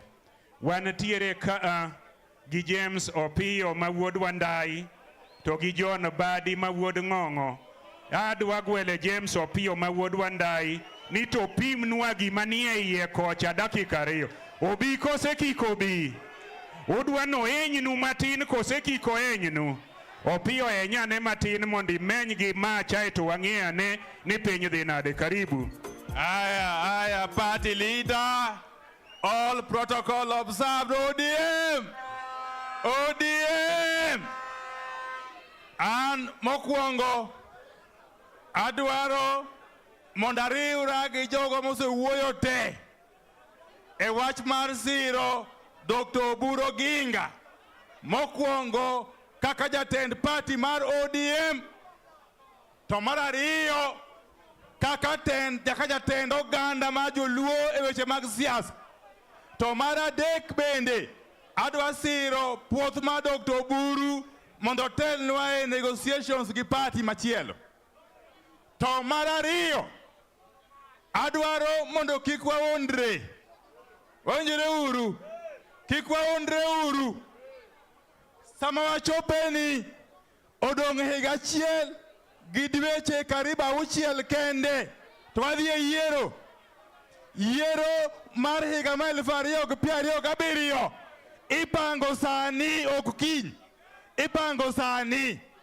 Omiyo ng'ama wacho ni warikni mano ng'ama kia gima wacho. Yiero mabiro ipango sani. Tipange kotelnwa kod Dr. Oburu Oginga. Mar adek, wan ung'eyo ni an gi Mbadi yande jakomoro wa mondo watel mbele. So I want to give you a report. Adwa report kama endi ni kama yande jakomoro wa gi Mbadi. Everything is working fine. Kendo jo America wacho ni when it is working, why fix it? Gimatieko godo katieko. Awinjo kaya wawuoyo ka to ukelo confusion seche moko. Sama Dr. Oburu dhi engage in negotiations, to wang'eyo maber ni parties mamoko tayari oseloso alliance margi mar opposition. Dr. Oburu yande party mar ODM omiyo thuolo mondo owuo kod UDA mokwongo. And therefore there can be no contradiction. Dr. Oburu in gi mandate mar wuoyo kod UDA with a view to forming a pre-election coalition agreement. Ok inyalo wuoyo kod UDA tiwuoyo kendo kod opposition. Mano is a contradiction. Mano nyaka wach malong'o. Ok kamano. To mogik sama koro chopeni nyaka kila ng'ato wach kama ochung'ie.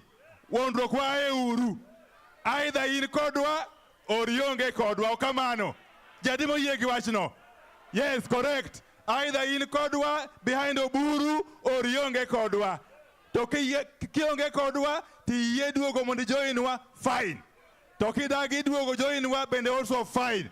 Gimago jodala wa Nyasaye mar gwedhu. Yiena uru mondo aluong meshimiwa my colleague John Mbadi mondo wuo kodu. Ai wadhi mbele. Erokamano ahinya. Thank you.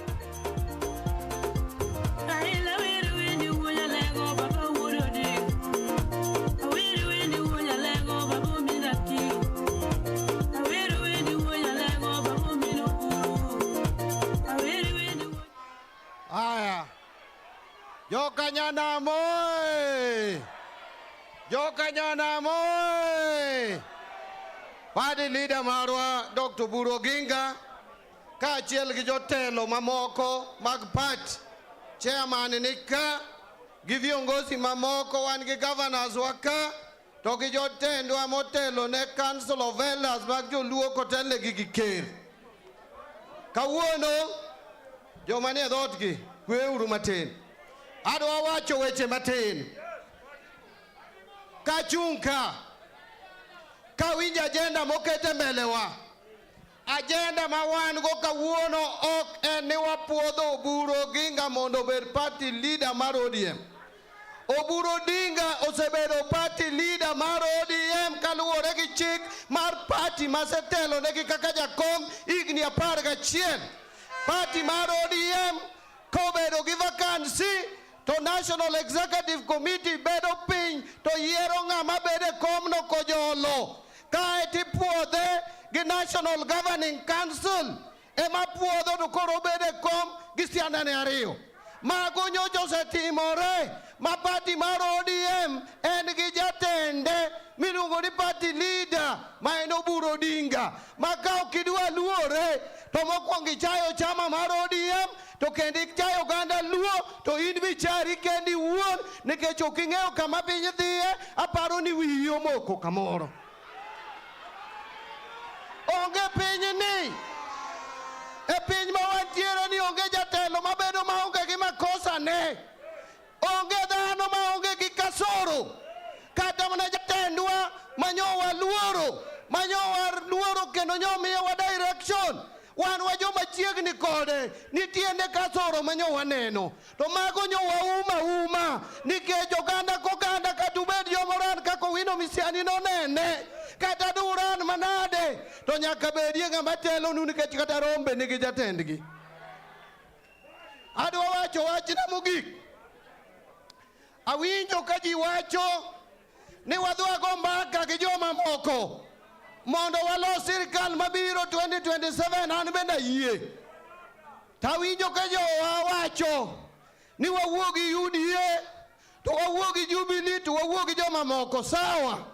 Lakini kapok wadhi wuoyo gi jogo daktari, parie ni Jaramogi no wuoyo gi ji. Nitie joma ne Jaramogi wuoyo go. Nitie joma ne Jaramogi dhine gi Lancaster. Nitie joma ne Jaramogi tamore kao telo mar Kenya ka ni nyaka gikwong giwuog e jela. Kane giwuok e jela ne wang'eyo gima ne gitimo ne Jaramogi bang'i 2 ka Kenya oyudo sirkal. Jogi nochako ringo moduogo kuom Jaramogi ka piny obaro gi ndasi, Moi obaro gi ndasi. Magi kono Jaramogi ni in ema piny ni oluori, in ema jatelo nyalo neno, nyalo turo ni wang'e. Yie mondo ikonywa. Jaramogi nobiro moloso Ford mayienga. Mowacho ni koro Ford kao piny kendo duoko thuon gweno dala. Jogi nodagi mochako dhi omo wuodgi matuo loka, mochako kelo ka, mochako bogo kura, mwabedo gi Ford Asili, wabedo gi Ford Kenya, magino chako gore piny gi siandane.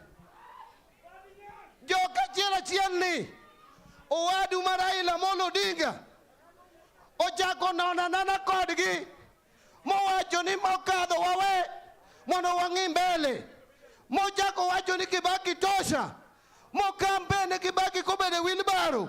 Daktari ning'eyo very well kendo ing'e maler ni samane Raila campaign ne Kibaki nodonjo nyaka bedroom mar Kibaki kodhi miyo Kibaki report kaka piny chalo. Chieng' mane Kibaki ochamo muma Uhuru Park, chieng' ne mano dine Raila state out ka gin gi Mudi Awuori to Saitoti to donjo. Mago bende joma dwani mondo wawuok kodgi. To kwa bire 2007 ma wayombogi, ung'e gima ne gitimo ndwa koso ukia. To 2013 ung'eyo koso ukia. To 2017 ung'eyo koso ukia. To 2022 makoro nyoketwa mwabede handshake makata kom kidhere kata maja duongweng nyoko miwa ni warito tendwa. Ni joluo gi ujoma nade mwadwa mi udhi angima tu ularo choke. Watemo ni wakwaye kata mana parastatals moko mondo miwa. Notamwa nikech warito marwa. Kendo ne waneno maber daktari ni wacho ni wang' ni bunde ni e tokwa. An bende na yie ni bunde ni e tokwa. Nyuneno ka juneto wacho ni joma chiwo sirkal e piny ni denyo jogni keto tele lwet Agwambo do to ka en president. Samoro bede koro pod ngima. Omiyo ka wadhi go mbaka, ok wago mbaka gi jok mosendogo wa igni gi igni. Afadhali watemie kendo jok moko kendo.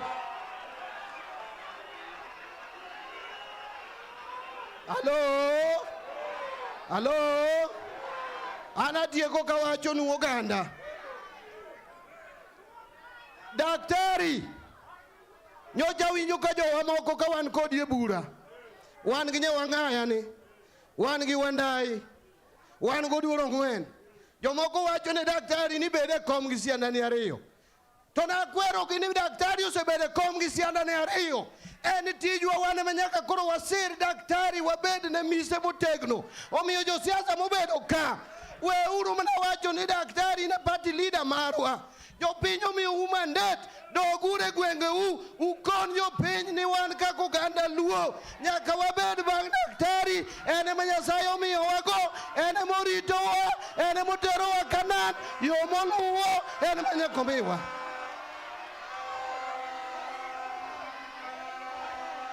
Let me finish. Bende joma kono daktari. Daktari en ainiwad democratic. But joma nyisi ni wamiyi mandate. Gikia gima chik mar party mar ODM wacho. The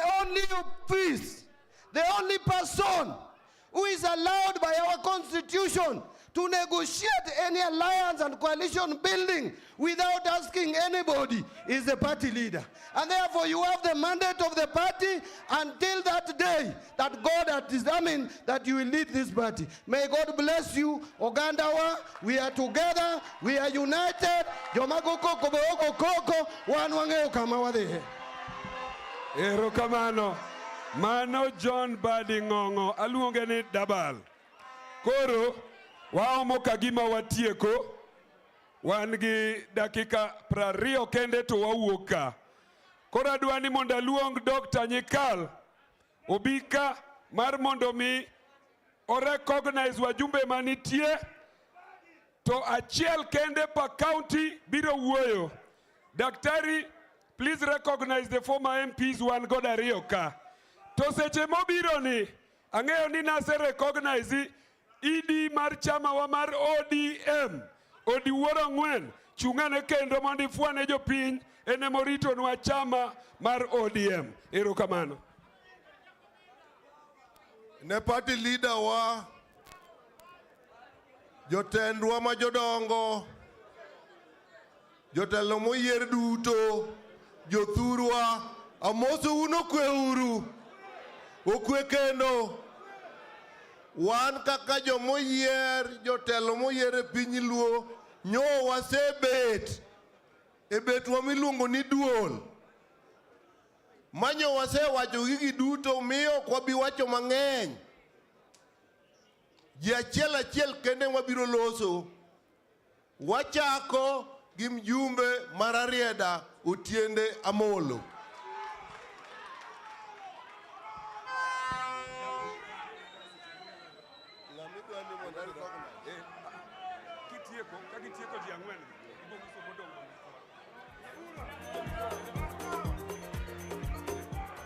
Ne our party leader Dr. Oburu Oginga, ne jowa mantiere kae ni, akwayo niya, wang'euru ni wawuoyo, to ok wawuo gi joma nika kende. Wawuoyo gi Kenya mangima. Emomiyo gima wawacho wadwa ni jo Kenya te owinji. Adier koso kadier? Adwa ni wawach kama. En adier ni wan ka. Speaker Masiaya nosechungo MCS Masiaya gi CECs gi COs. Lakini jo Siaya ni ka. Mokwongo wan gi Mheshimiwa Elisha Kuba Magem ni ka. Wan gi Mheshimiwa Samuel Atandi Alego Usonga ni ka. Wan gi Mheshimiwa Mabondo Dr. Gideon Ochanda ni ka. Wan gi County Women Rep Dr. Christine Mbaka ni ka. Wan nyaka gi Chokwa Mheshimiwa Moses Umondi ni ka. Kora kwayo ni wan gi delegates moa County Masiaya, all the 6 constituency. Wachunguru mondo jiogo ondeni wan ka. Oh, everyone from Siaya, please just be upstanding. Pamnegi uru, upandi Siaya cheki nigi Siaya laka.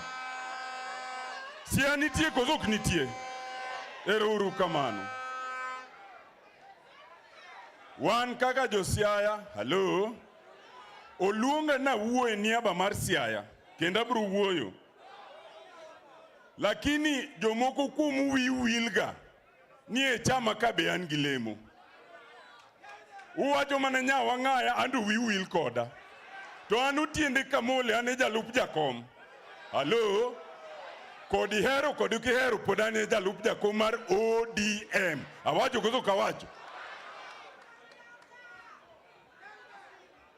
Weche ariyo kende daktari. Mokwongo. Akiana wach gi dholuo, akiana wach gi kisungu, among'a dholuo donge. Jomohero ang' nolok ne jomoko go. Daktari an gi weche ariyo. Mokwongo, amor.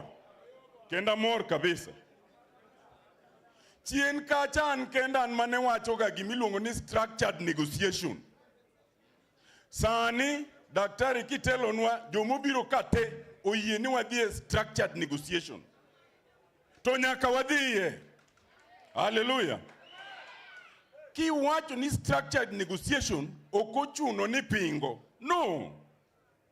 Matiende ni wan gi lemo moko kaka ineno waziri wa obet kariyo, PSS wan ga 4 kakore Uganda wa. Matiende ni wadwa ni wan bendo medwa lemo. Ka joka nigi lemo mang'eny to gipingo okaw margi mondo miwa. Rach ni kanye. Hallelujah. Structured ang'owa negotiation. To daktari samodhi structured negotiation in kiki bed mbele. Bed chien. In jatendwa. Thuonu ok bed mbele wasigu nyanege. Hallelujah. Ibed gi gima kisungu luongo ni the first right of acceptance and the first right of refusal. Kadhi maber tiwacho ni ayie. Kadhi marach tiwacho ni adagi. Hallelujah. Wan imitiyo kodwa wan foot soldiers. Jowa mantie kagi foot soldiers te. Kato negwa onge rach. Tek ni thuon watu pon ngima. Uwinja gozo kuwinja. Mar ariyo katieko. Jomoko wacho kai daktari. Ni wan to wan ka. To jomoko onge. Daktari. Kisungu wacho ni ya. Gather all, scatter none. Teko wa kaka Joluo. Hallelujah. Ngeuru ni ekura kai. Ki kwano kura, one number beach. And yet Kenya kai, one number chiele siasa. Nkechangu. Nikechwan kanyakla. Okwadwa nwa pogri kajoka. Okadwa wacho jomage. Nyaka wabed Kenya chiel. Daktari, tiji maduong mogik. En tij ogai mar siasa. Ng'ata manoko kele iye ka. Wadwa ni wuoth kanyachiel kaka Uganda Luo. Eruru kamano.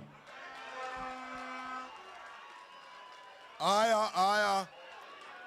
Koro Mheshimiwa Adumo Uwor ubiolosi ewi Kisumu County. Adumo Uwor.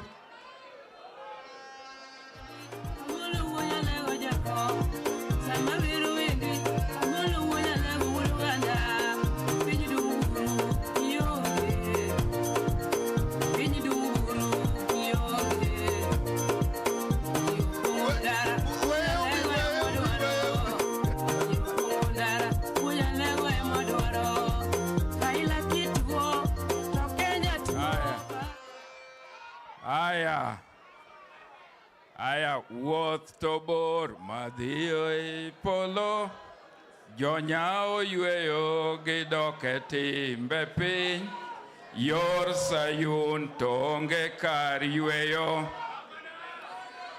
Ok adwa wacho mang'eny nikech ongokewa madongo oseloso gi jokanisa mwawinjo kuma piny dhiye. Awacho ni month ma wantiere kawuono ni is a special month for us nikech mae dwe ma tarik 20 ne wawito ng'ama iluongo ni Jaramogi momiyo girwa ni pod dhi mbele. That is in the year 1994.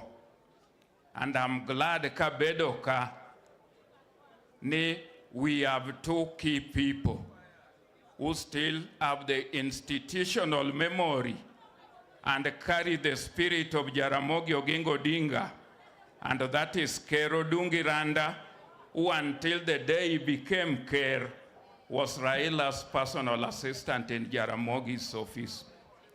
We also have here our party leader, Dr. Oburu, the firstborn of Jaramogi, who lived with Jaramogi and Raila and knew them for more years better than any of us. As I stand here, I feel encouraged.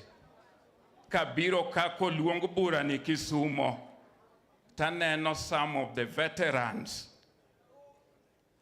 who moved with Jaramogi and transited to Raila, and they are with Oburu here. Aneno Dimba Jacobuya, who was Jaramogi's personal lead catcher. Those ones, that is the man Jaramogi died in his hand. We have people like Majimbo, Kaendi, and I saw Lawi, and Lumumba Wada is here. Those are people who moved with Jaramogi and moved with Baba, and they're moving with Dr. Oburu Sani.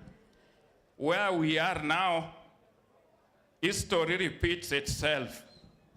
Those who will remember 1979, when Ougo resigned as a member of parliament for Bondo to pave way for Jaramogi to resign from Cotton Lint and Seed Marketing Board, Bura machalo kama motingo luo te gi MPs okwanyo gini, iluongo ni Nyaera Declaration, notimore mana Nyaera in Kisumu West kama wantiere kani. And I'm delighted ni again today we are doing the same.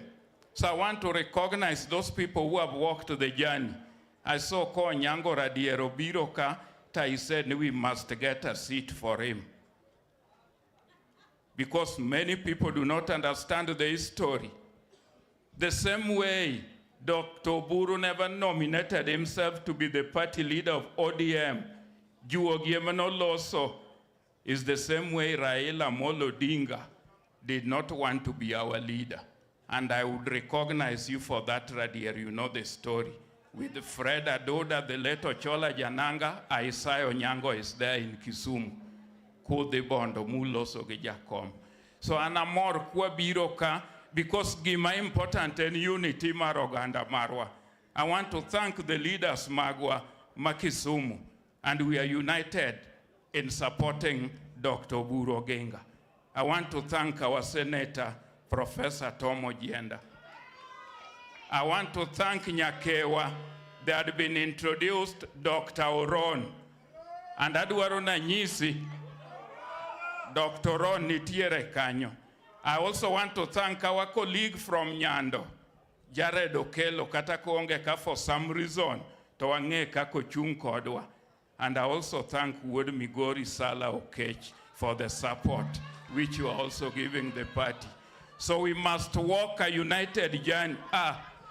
Paul, I also want to recognize, I also want to recognize Nyar Nyataya Onyango Chang. Baba ne was in the journey with us. And I want to recognize Wodwa Miluongo no Kang Matek Mirito Gokoth Onyango Koyo. More represent Nemuoron, who is also with us. On this, we are very united. And Adwarona Nyisi Dr. Buruka Bet Kanekama Bet Kanyono. The mood in Kisumu County, Ndechopong, people think you are even going to Awasi. Aero is not possible and everywhere. So one word when you see anyone Kodi and Nasser retired from legal practice. Last week, I paid my outstanding legal practicing fee amounting to about $500,000. Ninga mapengo buru kayuto chuado, tauburo chung ni for free. That is the journey we'll go. Ero kamano, God bless all of you. God bless Kenya. Eva Obara for Homa Bay, just 1 minute.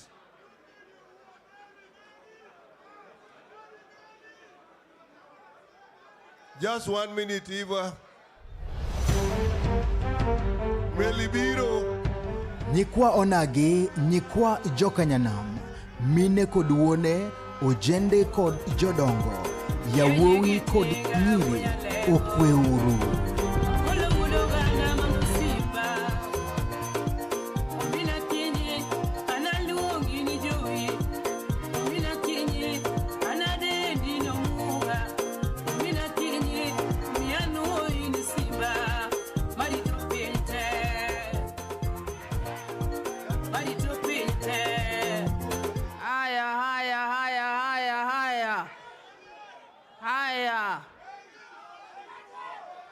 Jokanyanam untie. An Eve Obara, Member of Parliament, Mark Kabondo, Kasipul constituency. Wambende wantie ka, gi members Temoa, Homa Bay, Matio Ebuoja Kom Marwa, Gladys Nyasuna Wanga. Jo Homa Bay manitie ka, Mobiro Mondo Sir, weche temo se wachka, party leader Marwa, Mawaero, Mabe NGC Nosa Siro, Oburu Odinga.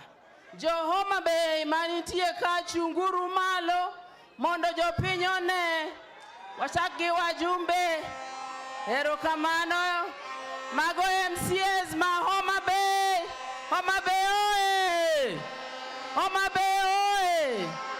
Ere MPs wa manitie ka MPs Amilo Gesa, Dr. Joyce Osogo Bensuda, Adipo Kuome, Wantiego Pondo Kaluma, Kendo Beatrice Ogola.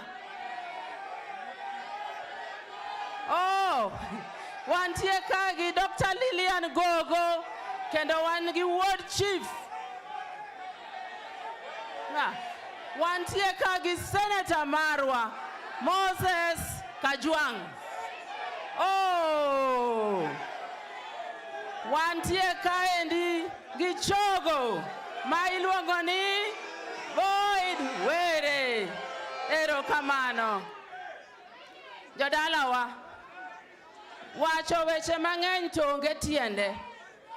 Baba nowenowa party manigi structures. To structures giegine ntie kaka onego bed ni tiyo. Ka Nyasaye nokawe kendo mado ket chunye kamokwe. Dr. Oburu Odinga noketi party leader Marwa. Ana kia gima chando wa jodalawa. Ka baba ne nitie wa yiero Senator Sifuna kaka Secretary General no kwa yiere, baba no wacho ni waketo Sifuna. Wachak waketo deputy party leaders adek gite. Ogenga mano wuoyo nikech nwang'eyo ni party structure nitiere, baba nong'eyo kaka gik moko ringo. Ka koro sani wantiere goburu.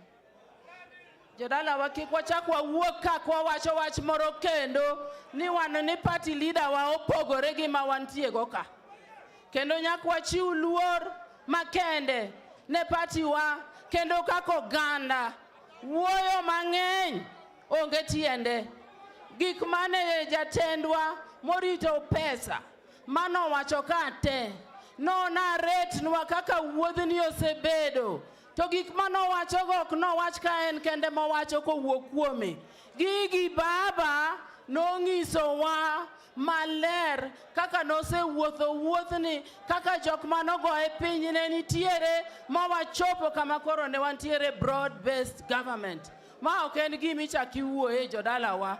Wan bangi party leader Marwa kaka Homa Bay wasiro weche te mani pedho ka mondo wawachi mok wachak wawuoye wami thuolo kaka jodongo se wacho ka ni chak wuotho mondi wuo gi parties ma wantiere godo kwachako gi UDA. Governor Marwa ma chairman sireura sira gi party leader kakusebedo. We give you all the mandate kendo walemonu mondo Nyasaye otelnu omiu rieko mar telo n'oganda. Gimago erokamano urainya mad Nyasaye gwedhu. Erokamano. Thank you. Kawa wuothe twich achiel, kawa wuothe twich achiel kendo wawuoyo gi dwol achiel kaka oganda. To mae osebet katimore kawane odwa kisiasa ma en ODM. Adwa kwayo ni wamakre ei chama wa mar ODM makik ng'ato tem ni pogowa. Nikech kawuono kawaweyo jomoko biro mochako pogowa, mawadonje udi mopogore opogore, to onge kata ng'ama biro dwaro go kodwa mbaka. ma wayud anything. Kawuono Nyasaye omiyowa jatelo Daktari Oburu Odinga manigi all it takes to be our leader. Experience en go mar siasa to gi mar somo gi gigo te. To kendo ne jomoko ng'eyo, an aparo ni na advisor namba 1 mar Raila Amolo Odinga ne en Jaduong' Oburu. Seche moko na yudo nafas mar bedo kuma gigoe mbaka, mana nyalo wacho for sure ni is true. Omiyo wamiuru Jaduong' Oburu luor, wamiye mana support mondo gik mocha oterwa mwachop Kanan kuma ne wadhiye. To lu kodwa kumohero, koneno ni Singapore wang'ad kuro, koneno ni Malaysia wang'ad kuro, nikech mano koro mandate ma ene momiye. Wabiro support gi leadership ne gi chair gini. Machielo jothurwa, experts wa ka owuoyo ka, to expert gi nyalo mana bedo motegno. Kawan kako ganda mano donate gi kocha, iwinjo ko wawuoyo wigi maber. Wamiuru jogi teko gi support, makambadi omiyo wa pesa, to onge ng'ama ng'ur kumo ng'ade pesa nikech ong'e ni en gi yagi. Kopiyo wandayo omiyo wa mach, to onge ng'ama ng'ur nikech ong'e ni yawo gi ni bange. Omiyo wan adwa assure i daktari ni kaka jo Migori County, an jakom party ma Migori, wabiro wuotho kodi sani nyaka mbele kucho, nyaka chieng' mihero. Chom kodwa kumihero, kendo wa support uru broad based, nikech broad based ni ema kawuono waneno kokele pogruok karwa ka, kata in terms of miyo jowa tije mane ok wanyal yudo komiwa gi chama mane ok nogone kura. Ero uru kamano. Meli biro TJ Kajwang' Chief Justice.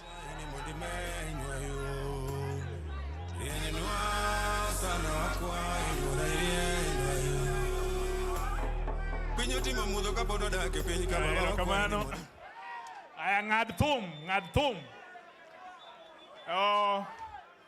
Elo wagogini wan ka. Wagogini wan ka. Nairobi wan gi constituencies ang'wen. Okay, wan gi constituencies abich. Mago nagi. Adwa ni mondo ung'e ni gintiere. Kachako gi Langata constituency. Langata constituency kotelnegi gi Jalas. Dhano moya Langata constituency ni ka. Kadhi e Kibera ma en bedroom baba. Kotelnegi japuonj Orero ni kacha. Kendo dhano nitiere kaendi. Moya e cha, ineno kuma dhano nitiere. Moya e Kibera. Ka lokora komoro kocha, chikuru itu. Nitiere constituency miluongo ni Mbakasi East. Ung'e gino. Ung'e Mbakasi East. Jatende onge ka. Okang'e gimomiyo onge ka. Gimodwaro be akia. Gimopimo ne ji be akia. To jo Mbakasi East nitiere ka. Aneno ka gidonjo ka. Kabire batha kanyo.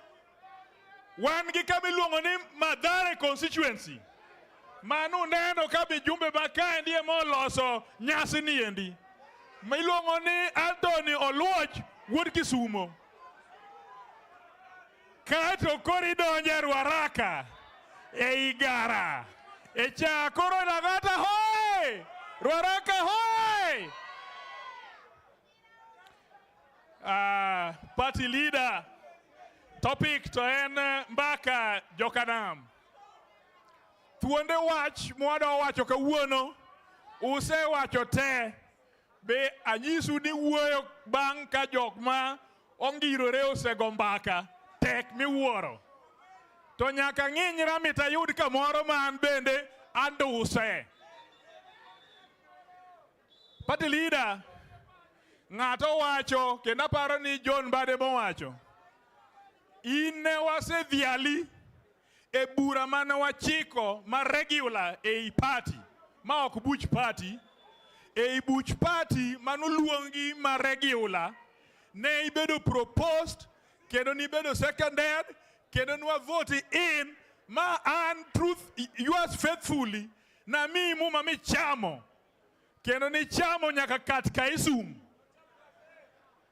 Ei kama ne wantiere kanyo no, Nyawangaya, nibedo proposed, nibedo seconded, dhano nogo ni kura, midwa keti kacha, na mi muma michamo nyaka gi bugu wer mar adwen. Omiyo jogi endi nitiere office legally. Mar ariyo, omera chiki iti. We uruwe kaka ni bueno.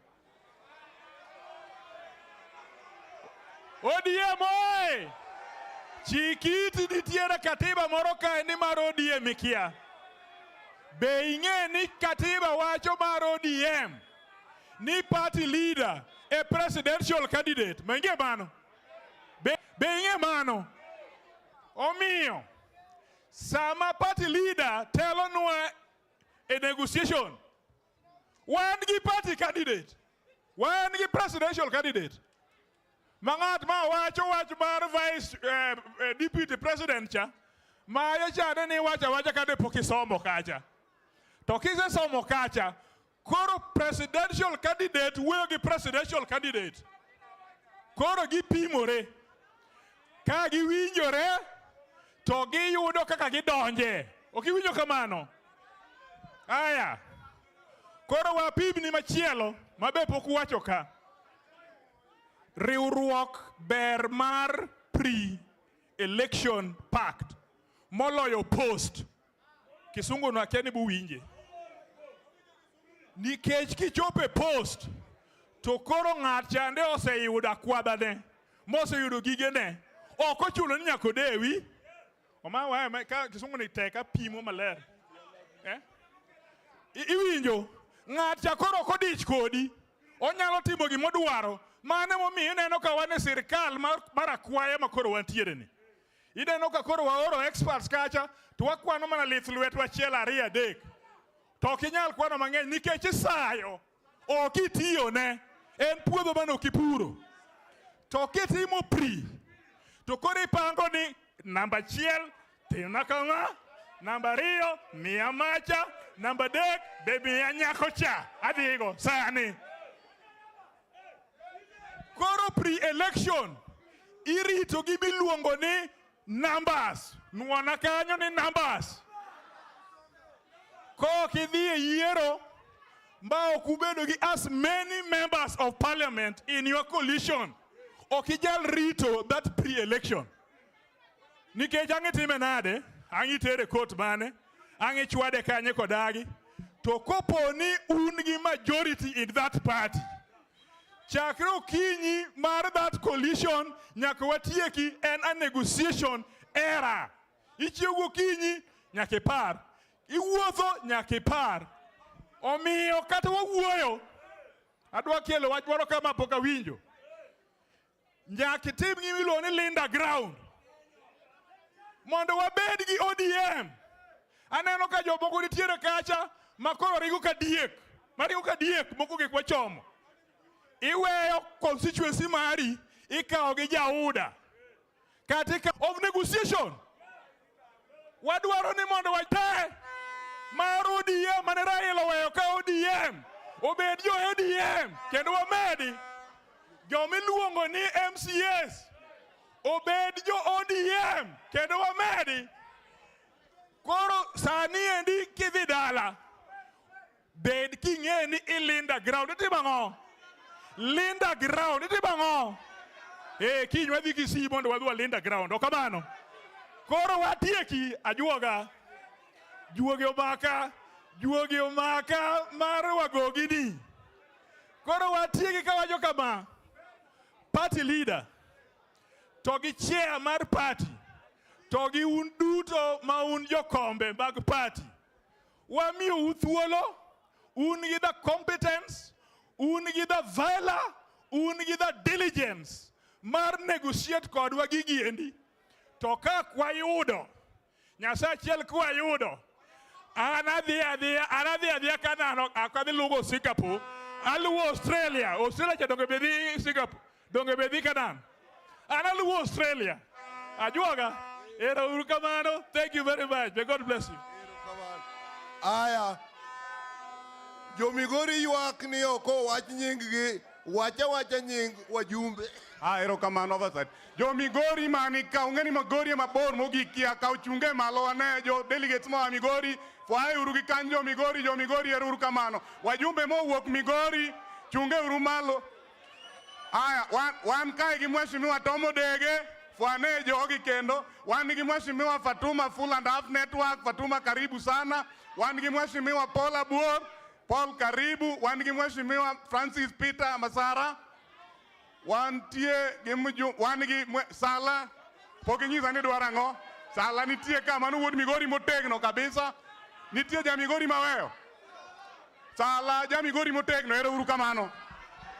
Aya koro wagik wadonje telo marwa mabunge mwachako gi jomotelo komiti to gi motelo nwa parliament e komiti wakao Atandi Meli mondo wache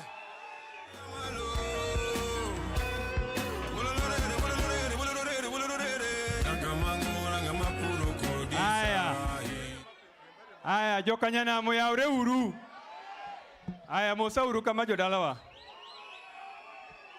Aya kakalo kuom party leader wa Dr. Oburu Oginga, jakom mar party Gladys Nyasura Nyawangaya, ministers wa man kae kotelnwa gi minister wa mar pesa John Bade gi minister wa mar Inaji Opio Wandai, Council of Elders chairman gi members man tie jo kanisa adwa loso matin kane abet piny kae daktari owachona ni an kachunga Luos to mondo amiyu some information about the budget. Donge kamano? Nikech sirikal imanyo nikech mwandu. Donge kamano? Imanyo sirikal nikech mwandu omiyo wan be kaka wan sirikal watiyo kendo wadwan mondo wakelnu mwandu mondo chop iru. To kapo wacho a few highlights of the budget estimates manyocha watimo adwo kero kamano maduong' ni John Bade minister marwa mar pesa. Nikech ung'eyo ni budget mar Kenya ikuong ikale i executive ikale cabinet kendo wuodwa John Bade matero budget e cabinet tikale kore kikele od bura kuma antie miago e od bura kucha mondo wajumbe wagi orange kendo inyalo make changes kata ginyalo kale kaka en. Adwo kero kamano maduong' ni wajumbe wa mag Luo mobiro ka nikech budget mancha waketo wajumbe gi manyocha wachonwa gik manyocha waketi budget go. Tadwo kero kamano maduong' bende ni governors wa nikech ung'eyo ni modus operandi mar sirikal mar William Ruto en consultation gi everybody. Kobiro Siaya to consult gi jotelo te ma Siaya nyaka MCS. Ochako consult gi jotelo te mag party. Omiyo dala weruru kamano ahinya adwa na wach mana few highlights. Adwa chako gi infrastructure chikuru itu maber. Kanyo chapodo kwa donji sirikal mar broad based. County ma Siaya ne nitie gi tarmac roads manose chiwie tenda. To onge kata nduru achiel manoketi barabarago. Barabarago no osewegi ga chon. Omiyo Siaya County had zero allocation for infrastructure. Ne onge pesa. Kanyo wabed piny gi Mbadi gi jotendwa te. Waketo ni Siaya County 3 billion shillings mag infrastructure mag barabara. To 3 billion ni otingo barabara manyien mapok ne onge ne pok ng'ato ng'eya. Mano chuno wan wabed piny kaka jo Siaya leaders including MCS mondo wa propose barabara mane waketi itamak. Siaya wan gi barabara chiko ma sani itimo gi procurement worth 3 billion shillings. Nitie projects manos stall Siaya. Kaka nyoro nuneno wakawan gi John Bade kamiluongo ni Dogoe Bridge. Dogoe Bridge no yaw higni moko to onge ng'ama ne paro mondo ketie pesa. John Bade nyocha oketo $1,700,000 Dogoe Bridge mochul pending bills makanyo. Contractor no se decide project no koro dhi mbele maber. Dakupam to dalawa. Koradu adi county ma Kisumo. County ma Kisumo ne wan gi ongoing contracts. Barabara madhi mbele. Allocation manomi county ma Kisumo kapo kabedo chairman mar budget Mbadi poko bedo minister mar finance. No migi mana $1,500,000 kende ni gitimo go barabara gi barabara ma worth 500 kilometers. No migi $1,500,000. Badi John Ngongoni, nyocho chulo pending bills mag barabara ma county ochulo 1.1 billion of pending bills. Kanyo wakloso kode budget mar higa makorwa timo budget ni. Wamio Kisumu County 2 billion shillings for the roads ma Kisumu County madibele. Adi Homa Bay. Homa Bay barabara u maunugote kilometers 100 gapar.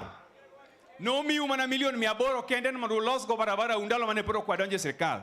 Kanyo wadonje serikal gi John Badi, mokwongo John Badi wakwongo achulo pending bills ma Homa Bay 500 million ni contractors manosi wuok site. Ai wachako wamedo Homa Bay ujoma richo. Wachako wamiyo 4 billion man new roads magu madhi mbele. Congratulations to Tich Mwetio Mategi John Badi. Kawadi Migori. Migori ne un barabara road sumose keti lam. Gin 300 kilometers of roads ma Migori County. Jo kanomi yo 1,800,000 kende mondo los go barabara u. Badi nyo chulo pending bill mag barabara u go worth 1.5 billion. Tuwachaku wamedo 2.5 billion man new roads mungeo mwaselando nukendo contractors imanyo sani mondo chak timo barabara go. Adwana mana teko wat mabere county maweyo. Ateko counties te. Adwan mondo angisu other projects man gi significance. Ineno ni Jaramogi Oginga Odinga Referral Hospital ma Kisumoni. Ne referral oken level 6. Level 6 tiende niya ni en korobedo hospital ma pesa matiye wuok national government okuogi county. John Badi gi President William Ruto dichiel no ka hospital no oloko level 6 hospital. Tiende ni koro budget miloso mitiyogo ka ok Nairobi. Nyo waketo budget 3 billion consequently to Jaramogi Oginga Odinga now level 6 hospital. Uye koso kuye. Adwa nungen Siaya County nyocha wan gi hospital ma Othemble. Hospital Motemble. Wadwa loko hospital no level 6 hospital. President no instruct wa ni waket budget ma loko hospital no bed level 6. Ungeo ni jo Siaya hospital no ilose gi jo military defense. Defense nyaka wami budget ka ginyalo chopo magi los no hospital. Ne wamiyo gi to start ni wamiyo gi 500 million shillings defense.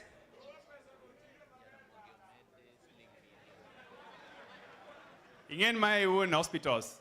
Goro ntiegi moko nyako meda ideas. Owacho ni on top of 3 billion manyocha wamiyo gi nyocha gichako gi sign pesa moro from donors 800 million mabiro Jaramogi Oginga Odinga Referral Hospital. Koro Siaya County wadwa improve Siaya County Hospital, wadwa gole hospital mar district, wadwa kete level 5 hospital. Consequently waseketo million 500 ni Ministry of Defense magise ungeo ni hospital dhimbele. Nitie Migori level 4 hospital bende mo wakete 200 million wachake idwan mondo bed upgraded mondo chop hospital obed chop level 5. Ajeko gozo katieko. Adwan mondo wachni weche stadium. Siaya Stadium ungeo ni nogera gi county government. To no chopo kama koro county government ok nyal tiye, ok nyal dhimbele. Ne wawinjore gi president gi governor ma Siaya ni mondo national government oka hospital no ochak go. Igere gi DOD. Ne waketo million 400 to start off that hospital that stadium ma Siaya.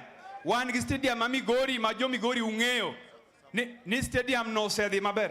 Nyikal donge development ma jogi dwa winjo.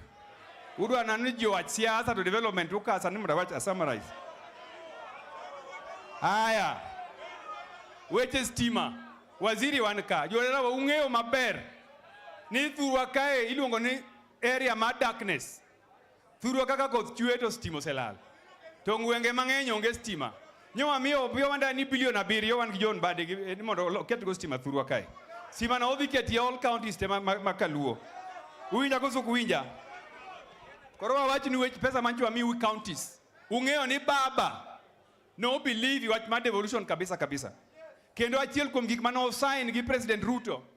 Ni mondo wa med pesa mabiri counties wan get counties wagi. Okumba marwa ma development. Wan wawegi ka wabed piny gi sirikal wawinjore ni moro cha ne counties nomi 380 billion. Ne wacho ni 450 billion mane wasign gi President Ruto cha okwanya chiwe dichiel. Omiyo consequently no wamedo counties 35 billion shillings. Total all counties. Sani counties nigi 415 billion this financial year. Ang'eyo ni in the next budget wadhi timo further negotiation mondo wachop 450 billion manene wakwayo. Consequently Siaya County higa mokalo ne ginwang'o 7.3 billion in county share allocation. Higani no ginwango 7.8 billion. Pamuru jadala. Migori County no wango 8.3 billion. Higani ginwango 8.8 billion. Kisumu County no wango 8.4 billion. This year again 8.9 billion. Homa Bay County no wango 8.1 billion. This year again 8.6 billion. Uminja kuso kuwinja. Aya, I don't know what you pi. Pi be ungen jo turwa chandren pi kosok chandre. Ago erokamano ni minister marwa kanyacha warango weche pi luo Nyanza kae. Wadhiyo mabe wanongo no mabe ntie infrastructure lakini pogitimo kimilongo last mile connectivity. Ne wamiyo mabe county pesa mar 450 million for last mile connectivity. Maipi mabro dhiyo obro dhindiwa, obro dhi Super South, obro dhi Homa Bay town kod constituencies man Homa Bay. Siaya County wamiu wadwa kelo infrastructure mar Siaya County. Wan gi project mar 1 billion madwa golo pile Kanyaboli to pogo to ichiedho Gotakara to pino ringo Siaya County galego usonga. Ne wamiu gi 400 million, the project is 1 billion. Aya, Kisumu Stadium no chak ger kapoka bedo chairman ma budget omiyo kawache, but en gi budget mar 700 million mobedo itimo nego improvement to those levels. Dodala awacho mang'eny, awacho mana summary. Wach mogik, daktari, uwacho nitie jomo biro kae, to nitie jomo kobiro ka. Burani no land joluo te mondo bika. Omiyo anadwa na wach ni kata jakom kane kao loch, kane kao telo mar oganda Luo, kabang Jaramogi, joma ng'eny nokosire. Donge nondhoge. Ng'amo kobiro kaka dibed mana gavana in jandhok, indhogo buro, wabro deal kodi. Ero uru kamano. Aya. Koro wadwa donje telo mag party mag bunge. Ka wane bunge ka wan gi speakers panel. Ng'ama nie speaker panel en Kaluma dakika achiel to ai wamnyisu jatendwa. Ero kamano. Ne party leader mar ODM, the national chair mar party gi jotend party gi Jokanyanam duto amoso uni Nyasaye ber. Ero uru kamano. Onengo awuo to kawuono kodiochiengwa ma wuoyo yiena ura wach weche ariyo kende mondo the party leader obi. Wan kaka joluo wa joma thuondi. Kendo wan kaka joluo wa joma otegno. Kendo kaka wan joluo wan joma riek. And mano miyo wasesandore mang'eny. Omiyo yiena ura parnu weche gi kende. In 2007, jowa notho mang'eny kabisa. Ong'eny gi noduogo dala moko bendo iki, to chul jomoko to luonge ni returnees. Jowa poko chul te, to jomoko to chul. 2017, unyalo paro ka yiero biro, to piny Luo ka, Kisumu ka body bags obiro. Mose ik kaka idwane ujo Luo metele inyume nam. Kendo noneg jowa mang'eny, poko chul jowa. 2023, an makende madwa wacho nyikal. Jowa notho kabisa. Otiende ura molo nitie chieng' mana baba nooro wako yuda Cameroon, wabiwane kako neg jowa ka. Ne wayudo ka jowa otho malit, yawuotwa ol piny, Jaramogi gosiptende gi te. Andu nyalo paro ni on 21st July 2023, odiochieng' achiel kende noneg jowa 75 e Kisumu, Nyamasaria gi Nyalenda gi Kondele gi nika kenda. Wacha dir kosa riambo. Jowa gi poko gine. To kendo jowa ga gini go bunde kunda di. Igo wi, igo Chuny, igo Adundo ni, igo Chieki. Matieni koko negi kokitonyi tho. Tibedo castrated ipudi. Jowa gi pok oduo kata ng'ata di. Poko chul kata dichiel. Omiyo adwa paro ne jowa. Samo ago erokamano ne jaduong' Oburu kuom yie mondo obed wa party leader. And ago ne erokamano. National chair, gol wuoche malere tiende rwak raba. Kama Oburu ok dwa chopo renge. We will keep our party strong in Homa Bay. Jodalawa uye no ringi koso kiko ringi. Wadwaro ni Dr. Oburu obio negotiate. Kaka wasewacho to ato an gi condition adi. 2023 no negi jowa malit. No negi jowa maga chago odhi othiane TV. ni mano ema ne en in charge of. En ema ne en in charge of. Jowa mawinjo thogo. 2023 Raila ywak malit e chieng' ma Raila ochung'e chuny Nairobi town mogik. Koko ni wananiwinda. Wanataka kuniua. Wanataka kuniua na unamjua. 2023 ochom gach Raila Amolo Odinga. Ogoli sasi makane okene bulletproof car. To kwano nini la chochopa par. No kwano kozoko kwano. Dr. Buru, Governor Gladys Wanga wa National Chair gi jotend party. Wawe ubadho wach. The formations mag siasa Kenya kaka wuono ginadi. Dhi wuoyo gi formation maruto nitie. Kati wuoyo gi formation mag Achagua nitie. Oburu dhi wuo gi Dr. William Ruto gi chama mar UD. Kotamore to wachung' kendwa to Gachagua kiki wuogo. Ki wuoyo go to biro chiero baba kendo. Biro mono baba dhi e polo. Awacho koso kawacho. Koro modong' idhi tim wan wabiro bedo. But adwa wacho ni nikech gigo timore. Ka uwuo katudhu wachne jowa ni Ruto is committed on the matter ma compensation mag jowa nyaka ma 2024. Kik gino bedi to yudore ka jowa to pok watimo ang'o waloso. Omiyo tiende ura molo. We had appointed you the convener, the legal team. Mili Mabona, TJ Kajwang, Tomo Luos, Anthony, Gijowa Mamoko. Otiende by Wednesday. I know we will be in Naivasha. If you lack facilities, the power must speak abro tiyogo. Nyaka wabed piny. Mondo waket structure majowa mapok nyingi gi wabedo go obed piny tegi nyruok magi wa collect evidence ka gini dhi mbele to jowo bedi jodala wa uyie. Ero uru kamano nikech sadwa wegi kanyo. Ero uru kamano ahinya. Mogik mbunge motelonwa bunge manyiswa kaka wawuotho kendo kaka walose bunge. Mili Mabona, bad girl. Nyasaye ber seche duto. Yena uru mondo agone Jehova Nyasaye erokamano mokelo wa ka odiochieng' ma kawuono nikech kawuono kamiel nikech an Nyaradwen Sura gi Wes. Kawuono walemo miyo kamiel.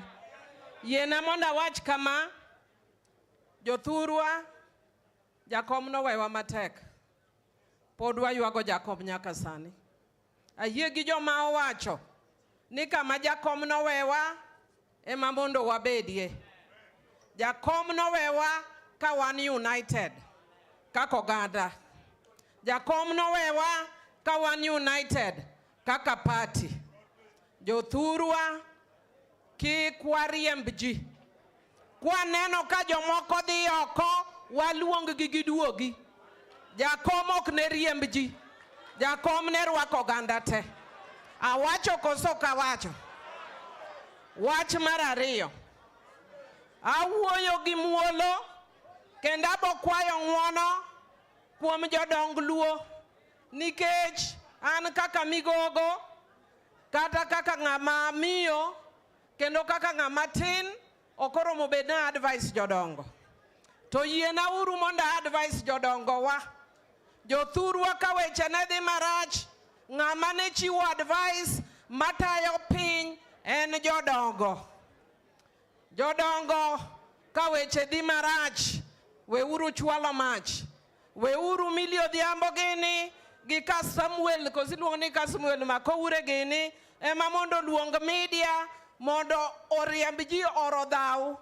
Undo guru chien tuloso kama dhi marach. An Raila Amolo Odinga. Hallelujah. Raila Amolo Odinga. Ng'ama naluoro kabisa nikech ene momiya chopo kama chopeni. Ng'enywa ochopo kama chopeni nikech Raila Amolo Odinga. And agone baba erokamano nikech dhano ok dong'eya ka ok Raila Amolo Odinga. Omiyo duong' respect mamiyo party leader Oburu. Respect mamiyo party leader Oburu. Amiye nikech en ng'ama ng'eye, to kendo amiye nikech jakom Raila Amolo Odinga. Amiye respect, amiyo Oburu respect, nikech en owadgi jakom. To jothurwa, by the same vein, amiyo respect ne Aida Odinga. Amiyo respect ne Winnie Odinga.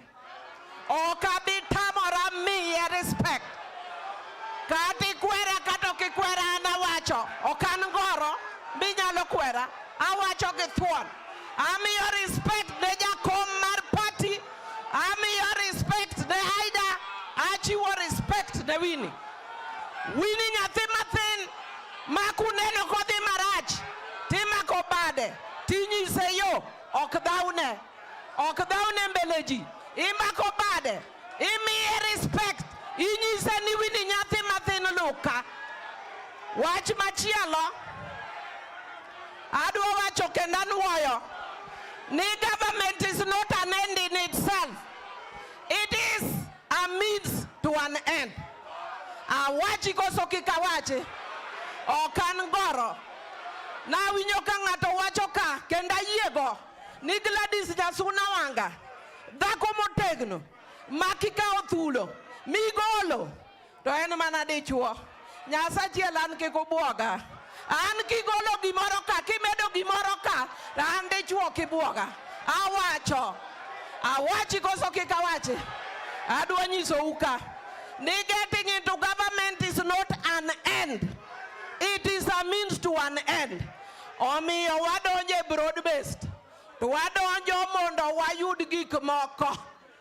Omiyo wachiemo chuth. Atandi meli, erei. Atandi meli. Adwa goni erokamano. Itimo gima ber. Gimitimo maber, ichung' ka kendo inyisowa gima sirikal timo. An kaka Millie Odhiambo, achiemo chuth nikech gima mbele akia. Wachiemo sirikandni chuth.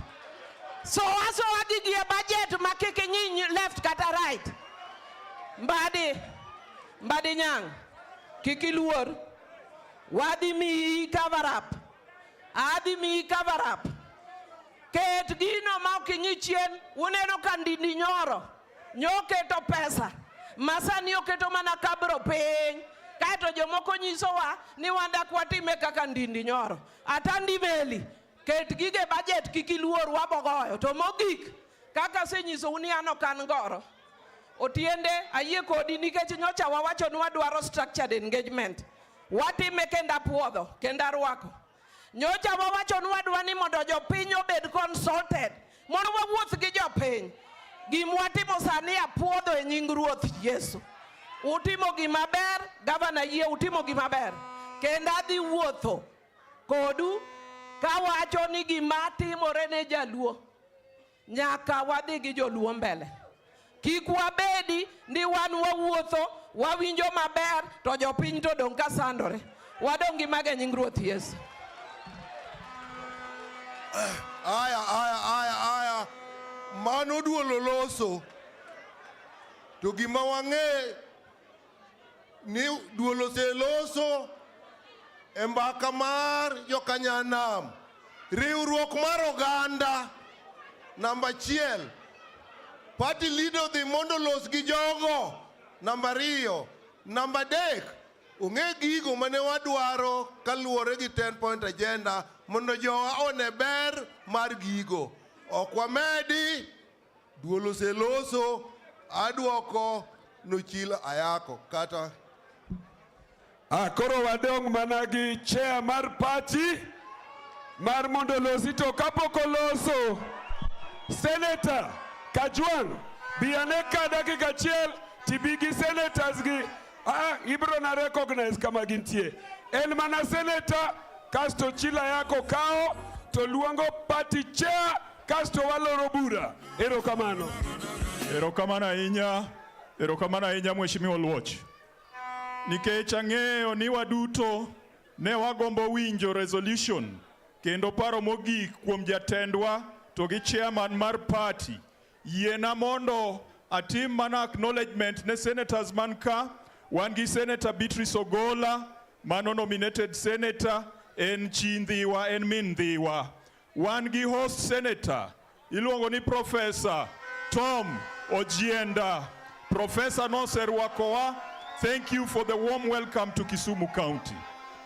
Yena uru mana dakika ariyo kende awach ni kaka senator ma Homa Bay ayie gi agenda mano pedh kawuono kendo ayie ni jatendwa mar siasa en Daktari Oburu Oginga kendo ayie gi kaka bura bende oseng'ado ni jatendwa mar culture to en Jaduong' Odungi Randa, but our supreme leader as a community remains Dr. Oburu Oginga. Omiyo ana puodho ana goe koka mabe onge gima chaka medo kendo.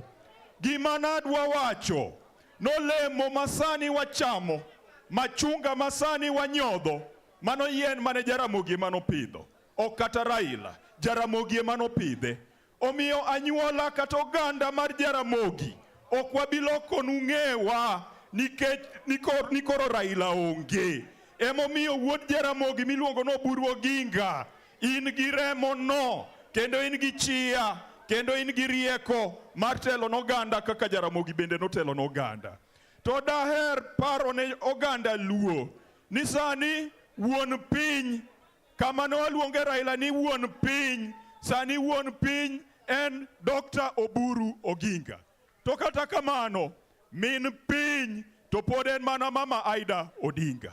Ana mor gi William Ruto nyoro, na neno boke moro ni min piny no chodne lemo moro matin mar bedo ambassador mar UNEP.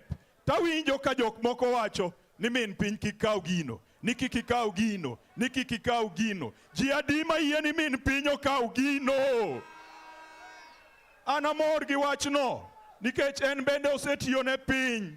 Jok makwedo e jok ma kiketo stadium ni dwa luong stadium ni Raila Amolo Odinga Stadium, to giwacho ni Raila ne pok ogo opira kamoro, ang'o momiyo iluongo stadium ni Raila Amolo? To apenjogi ni Kenyatta Airport cha, to Kenyatta to noriembo ndege kanye?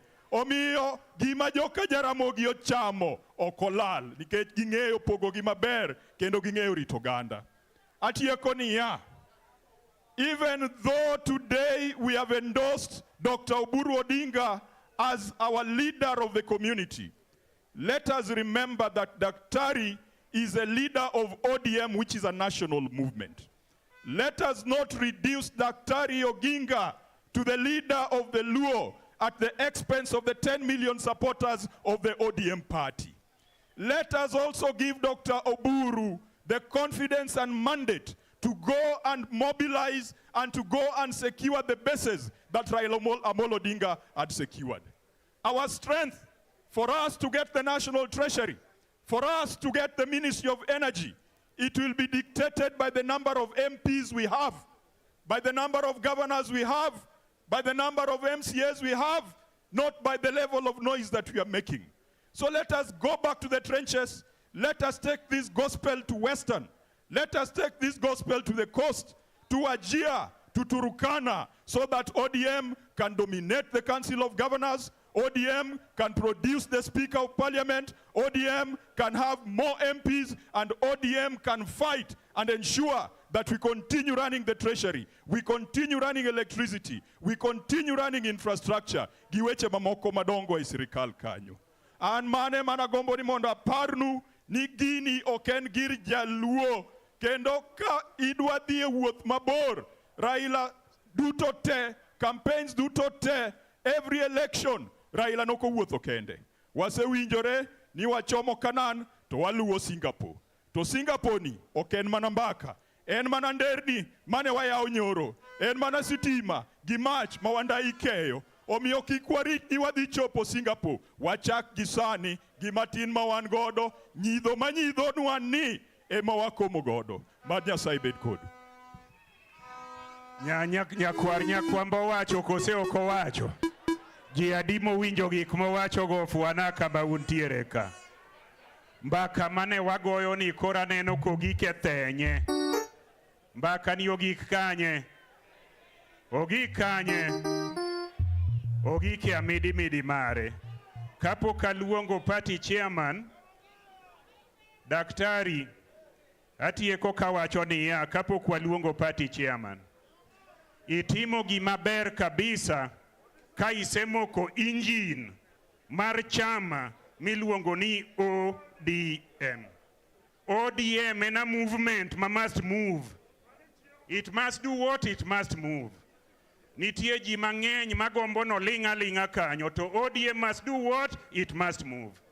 Isechake koro move kendi timo maber koganda ni manyikwa Nyanam gi iwako iye mondo donje te. There are a few people who are still doubtful if this movement is moving. Kamora mora ma intiere, Daktari has enough space for you. Come and join this movement under the stewardship of Dr. Oburu Odinga, and you will move to Canaan through Singapore. Adwaro ni mondo atie kawacho ni Daktari gwela jogi wan wasemi matoka kama nomoke osedhire koro ringo, wan wasedonje iye mtoka ni ringa dhia. Uyie ni ji odonje kose kik donje.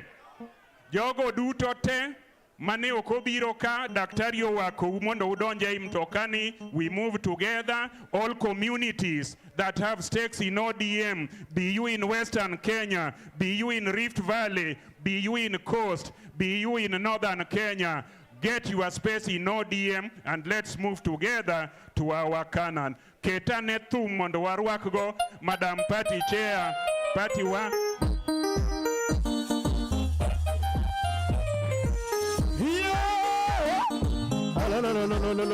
Odiso Simba, Atieno Meli, Odiso Simba. Roja Savanya, Koranja, Kawana, where Wanganyara, Ero. Koranja, where you somebody, where you want to go, what a reason.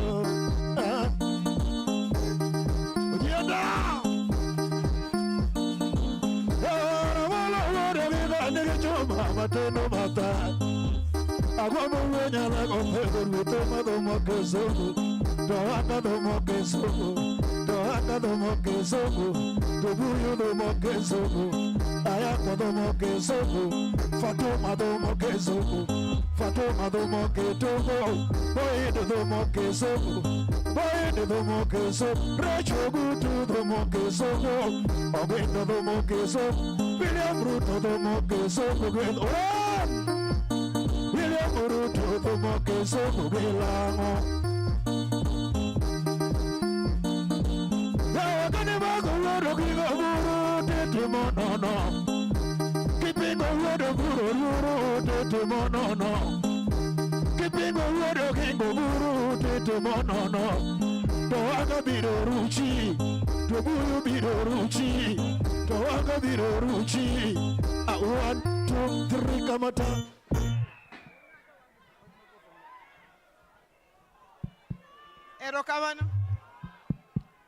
Erokamana inya Jokanyanam ne party leader marwa kendo jatendo ganda wa Dr. Oburu Oginga, jotendwa Governor Ochila yako, Ministers magwa John Madinyang, togo pio Wandai togi wajumbe duto ker marwa Odungi Randa togi jodongo temo biro kaka wuon. Ana mor kabisa party leader nikech paro mani paro mondo iluong Mbaka Jokanyanam. Onge wuoth mora mora monyalo wuotho kaka oganda ka ok wago mbaka kaka niluongo wa mondo wago mbaka ni. Kawuono mbele ni ka joma tindo, mine, jomong'ol, jodongo, jokanisa, joma riek te osebiro moloso mbele ni ka nyaka josiasa ka giwacho ni pachgi kaka idwa ni mondo itero oganda mbele. En gima lich ahinya kendo mbaka odhi maber aduwa ka ng'ato wacho pache gi kama wuoche diego ma en gi gombo mondo iternwa mbele. Adwa timo recognition kaka national chairperson mar party ne jo party moa e grassroots jokombe mag party gi joma moko moa e grassroots. Ka in jakom mar branch kata mar ward chunga malo, mae thuolo madwani mondo amosugo kendo wagonu erokamano e low party leader kuom tich maber mutimo e grassroots. Adwa timo recognition mar deputy governors manka. Dr. Willie Noseloso, mano deputy governor ma Kisumo.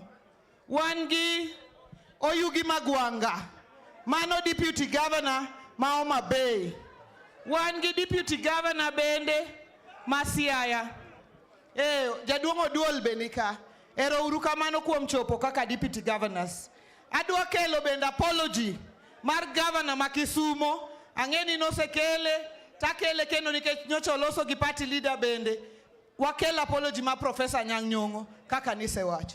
Wakela apology bende mar governor Orengo ma Siaya ma be noloso kodwa kowacho ni ok oyudo thuolo mar chopo ka kawuono. Embe apology mare wakelo. Adwa na wach kaka national chairperson mar party ni a national executive committee mar party nwabedo piny koluwore gi chik mwawacho ni Dr. Buru Oginga obed party leader marwa kadhi mbele. Wach no nosedhi mosesidhi gi National Governing Council mar party. Kendo pod obiro sidhe gi National Delegates Convention mar party. Gigo te bro sidho ni party leader marwa kwadhi mbele en Dr. Buru Oginga. To jomoko wacho ni Dr. Buru Oginga ang'o miukete to koro bedo ng'ama ng'ongo. Nyocha sepacho ni kiparo ni Dr. Buru ni koro bedo ng'ama ng'ongo teme ane. To kopogore gi mano, leadership mar party ok en mpira migwe pap be ok en amen ma ji makore. En rieko mikete wich. To an nabedo piny maneno broad-based government ma wantiere sani ni onge ng'ama no negotiate agwabo ne ni mbele to jakom manoketo kom piny manokelo nwa 6 ministers as ODM Dr. Buru Oginga. Manokelo nwa 14 PSS Dr. Buru Oginga. Ene manotimo negotiation manokelo nwa gigi. Koro kwadhi mbele kwa miye teko ni mondo dhi mbele odhi o negotiate gi UDA gi President William Ruto mondo kelne ODM gimoro. An gadiera ni dercha ka en der diang' maduong' to dhi bare mana gi ediere to ting'e manegoke kobiro kode ne ODM nikech en gi rieko moromo mondo tim kamano. Adwa na apim nogandawa. An kama beteni kang'iyo kaka jakoma chama anago erokamano ne Dr. Buru nikech ang'o ka sani dang'o wach ni ok en jatelo mar chama ni. Chama inyalo lar kendo inyalo maki kendo inyalo chama nyalo kethore magore piny. Omiyo en erokamano maduong' ni Dr. Buru Nyasaye omiyo ngima gi teko kendo yie mondo bed party leader kendo jatelo mar oganda Luo. Omiyo owaga dhiambo waga kinyi wan walamo ni mana ngima walamo ni mana good health mondo ka Nyasaye yie to riti oteni iterwa Kanan kiluwo kodwa Singapore nikech Singapore en nam machielo kine waluor mwachop Kanan Nyasaye omiyi ngima Nyasaye oriti Nyasaye otelni. To kuma wadwa dhieni ang'enu ng'iso daktari ni dhi negotiate to wanyalo mana negotiate ka wan en gi gimoro e okapu. Sani agwambo no negotiate nikech owacho ni an gi wabunge 83. An gima dwa wacho ni chasewacho ni thurwa ka en ODM. Strongholds mamoko manyocha mag ODM mago nyaka donga ODM. Western nyaka donga ODM. Coast nyaka donga ODM. Mondo wamak gigewa mane wan ge lwetwa. Wabunge uwoge 80 magintie wadhi e 100 gi wiye. MCAs wamed mbele. To onge gima duong' maingo mbulu. Sani ji dwa dhi negotiate. Uneno ka jokocha be pupni. To giwacho nwa ni wan waonge ombulu gima wadhi nyumo onge. Omiyo sani kar mondo wabedi kata ni wawuo matek wadogure ground. Linda ground mowacho e party ni wadwa linda ground motelnwa gi party leader. Wadwa ni wadogi mondo wadhi wa mop up kipande te mantie wayud wege gi mondo jogo kaw kura. Joma onge kipande wami kipande. Constituency ka constituency, ward ka ward, bibedo gi target. target dino nyakineni kelo jogo mokawo kura nikech wadwaro ni wabed gi kura manyien 700,000 e counties wang'wen gi makwa miyo daktari ni koro dhi timo go negotiation to tinga tinga motegno kendo bet motegno kama ji nitie kendo ka kori ting'o wang' tiwacho ni gimoro amora modwaro unyalo timoru nade unyalo yudo. Amor gi jowa mowuoyo kae weche mag 10-point agenda nikech tie jomoko moparo ni daktari gi chama ni wiwa wil gi 10-point agenda ni koro wadhi mana mbele. Onge wich wil mantie kata chiel. Nitie komiti motelne gi Dr. Agnes Zani marito weche mag 10-point agenda.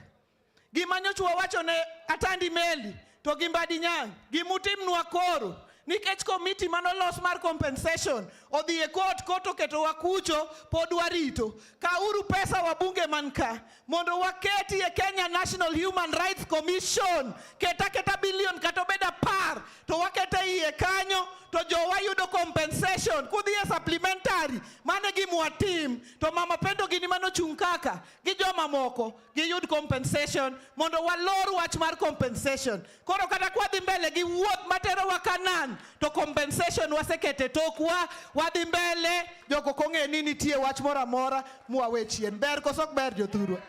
Ana onge weche mang'eny nikech party leader nosewuoyo.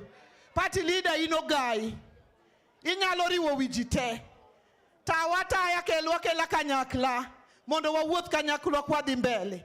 Ambe amor kabisa riwora gi moseneta mara Mosotitieno Kajwang' nikech broad base nyocha waseyudo ministers 6 mwachak wayudo PSs 14 nyoro be kuom ng'wono mar Nyasaye wachak wayudo lendo maduong' na ambassador kendo permanent representative to the United Nations Environment Program Omera Global Stage okete iluongo ni Ambassador Her Excellency Canon Dr. Aida Betty Odinga. Dong mano be wamorgo kaka oganda jothurwa.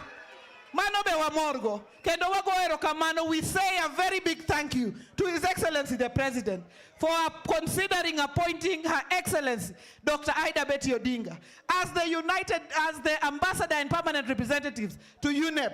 It is a good gesture for which we are grateful. And as a people, we have made a decision that our leader as a community and the leader of our party, Dr. Oburu Oginga, should now move forward with the intention to negotiate with UDA as we move forward, and we will take this decision as a party. It will not end here. The consultations will continue tomorrow in Kisii. We will go after that to all the 6 counties of the coast. We will go after that to Kajiado, Narok, Samburu. We will go after that to Turkana. We will cover Nairobi, all our bases. And after that, we shall have a special NDC. Our Idi Oduoro Ngwen is here, where this decision will be endorsed. Hakuna decision itachukuliwa kutoka kwa dirisha. Chama iko na structures, and the decisions will be made through the relevant party structures. And once they are approved, there will be no reverse gear. We will be moving forward on our way to Canaan through Singapore. Asanteni sana, and I want Edie to just come and confirm these issues as the OCS of the party. Akuje aseme moja, tuite Antonio Luos, asome resolutions, and then we shall be closing our meeting at that point. Kwa woka, to dhano nyonore kondele, ndiye rally maduong' mapok none, kike di kamoro ji te ochomo kondele watero party leader, Moso Jopiny. Joluo untie! Jokanyanam untie! Chairman wa oluonga na tim gimoro achiel kende. Ni mondo confirm ni chakore sani gari ma ODM onge gi reverse gear. To an adwa medo ma gimoro achiel ni koda break be koro wadwa golo. Asanteni.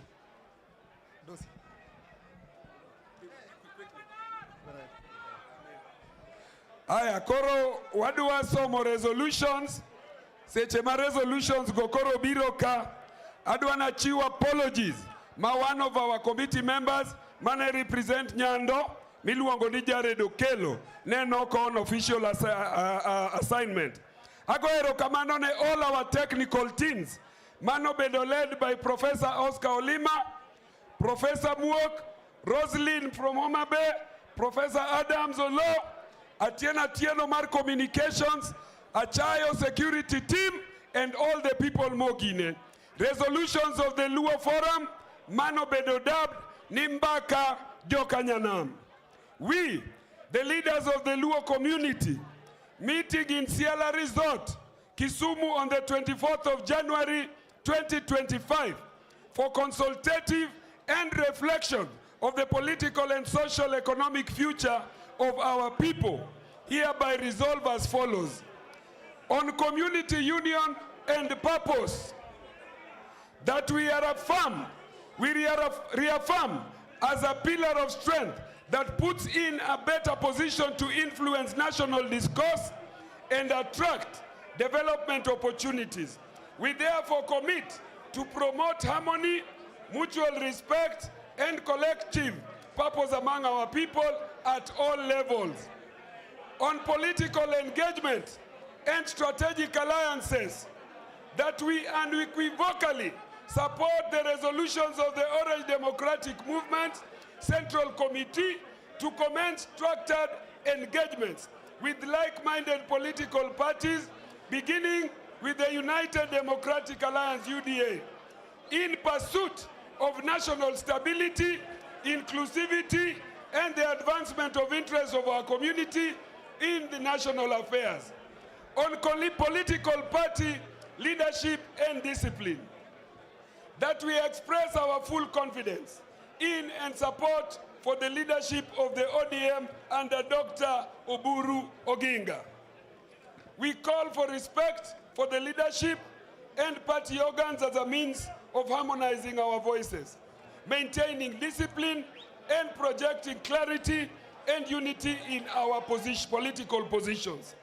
On political party consultation and engagement, we commit to responsible, consultative, and issue-based leadership that prioritizes the social economic transformation of our people.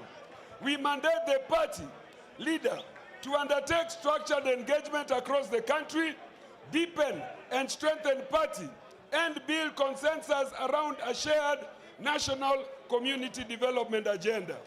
That in its engagements, the party should prioritize youth empowerment, economic inclusion, education, infrastructure, and social justice.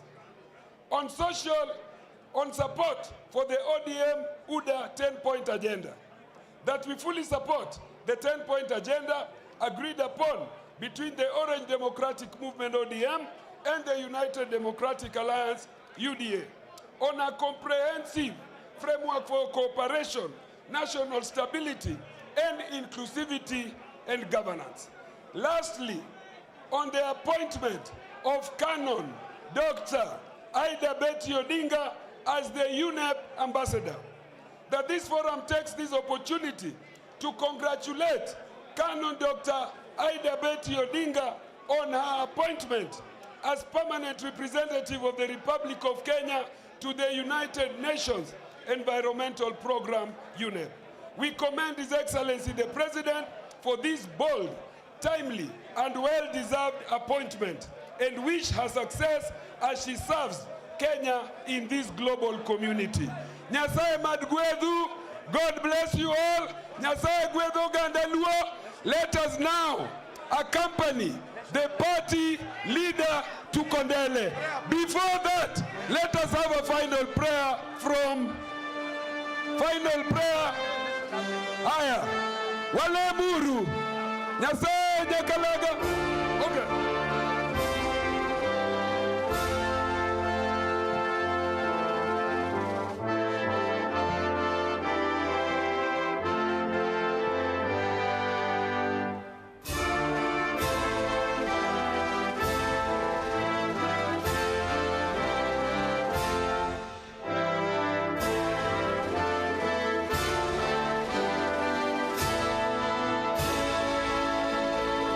God bless you. Nyasaye mad gwedhu kuwuotho kuom udhiye. Wadwaro ni mondo koro wa accompany the party leader ka koro ji dhi kodele. Ketwa e lemo kata ka ji dhi kamano. Walemo, wuonwa kendo Nyasachwa, wagoyo erokamano kaka oganda mar Jokanyanam kuom bedo kodwa nyaka ne wachaki kendo nyaka watieko. Wuodhni pod dhi nyime, weche mwawuoye imiwa teko mar chope kuom tekoni gi ng'wononi e nying Yesu Kristo Ruodhwa. Amen. Thank you. God bless you all.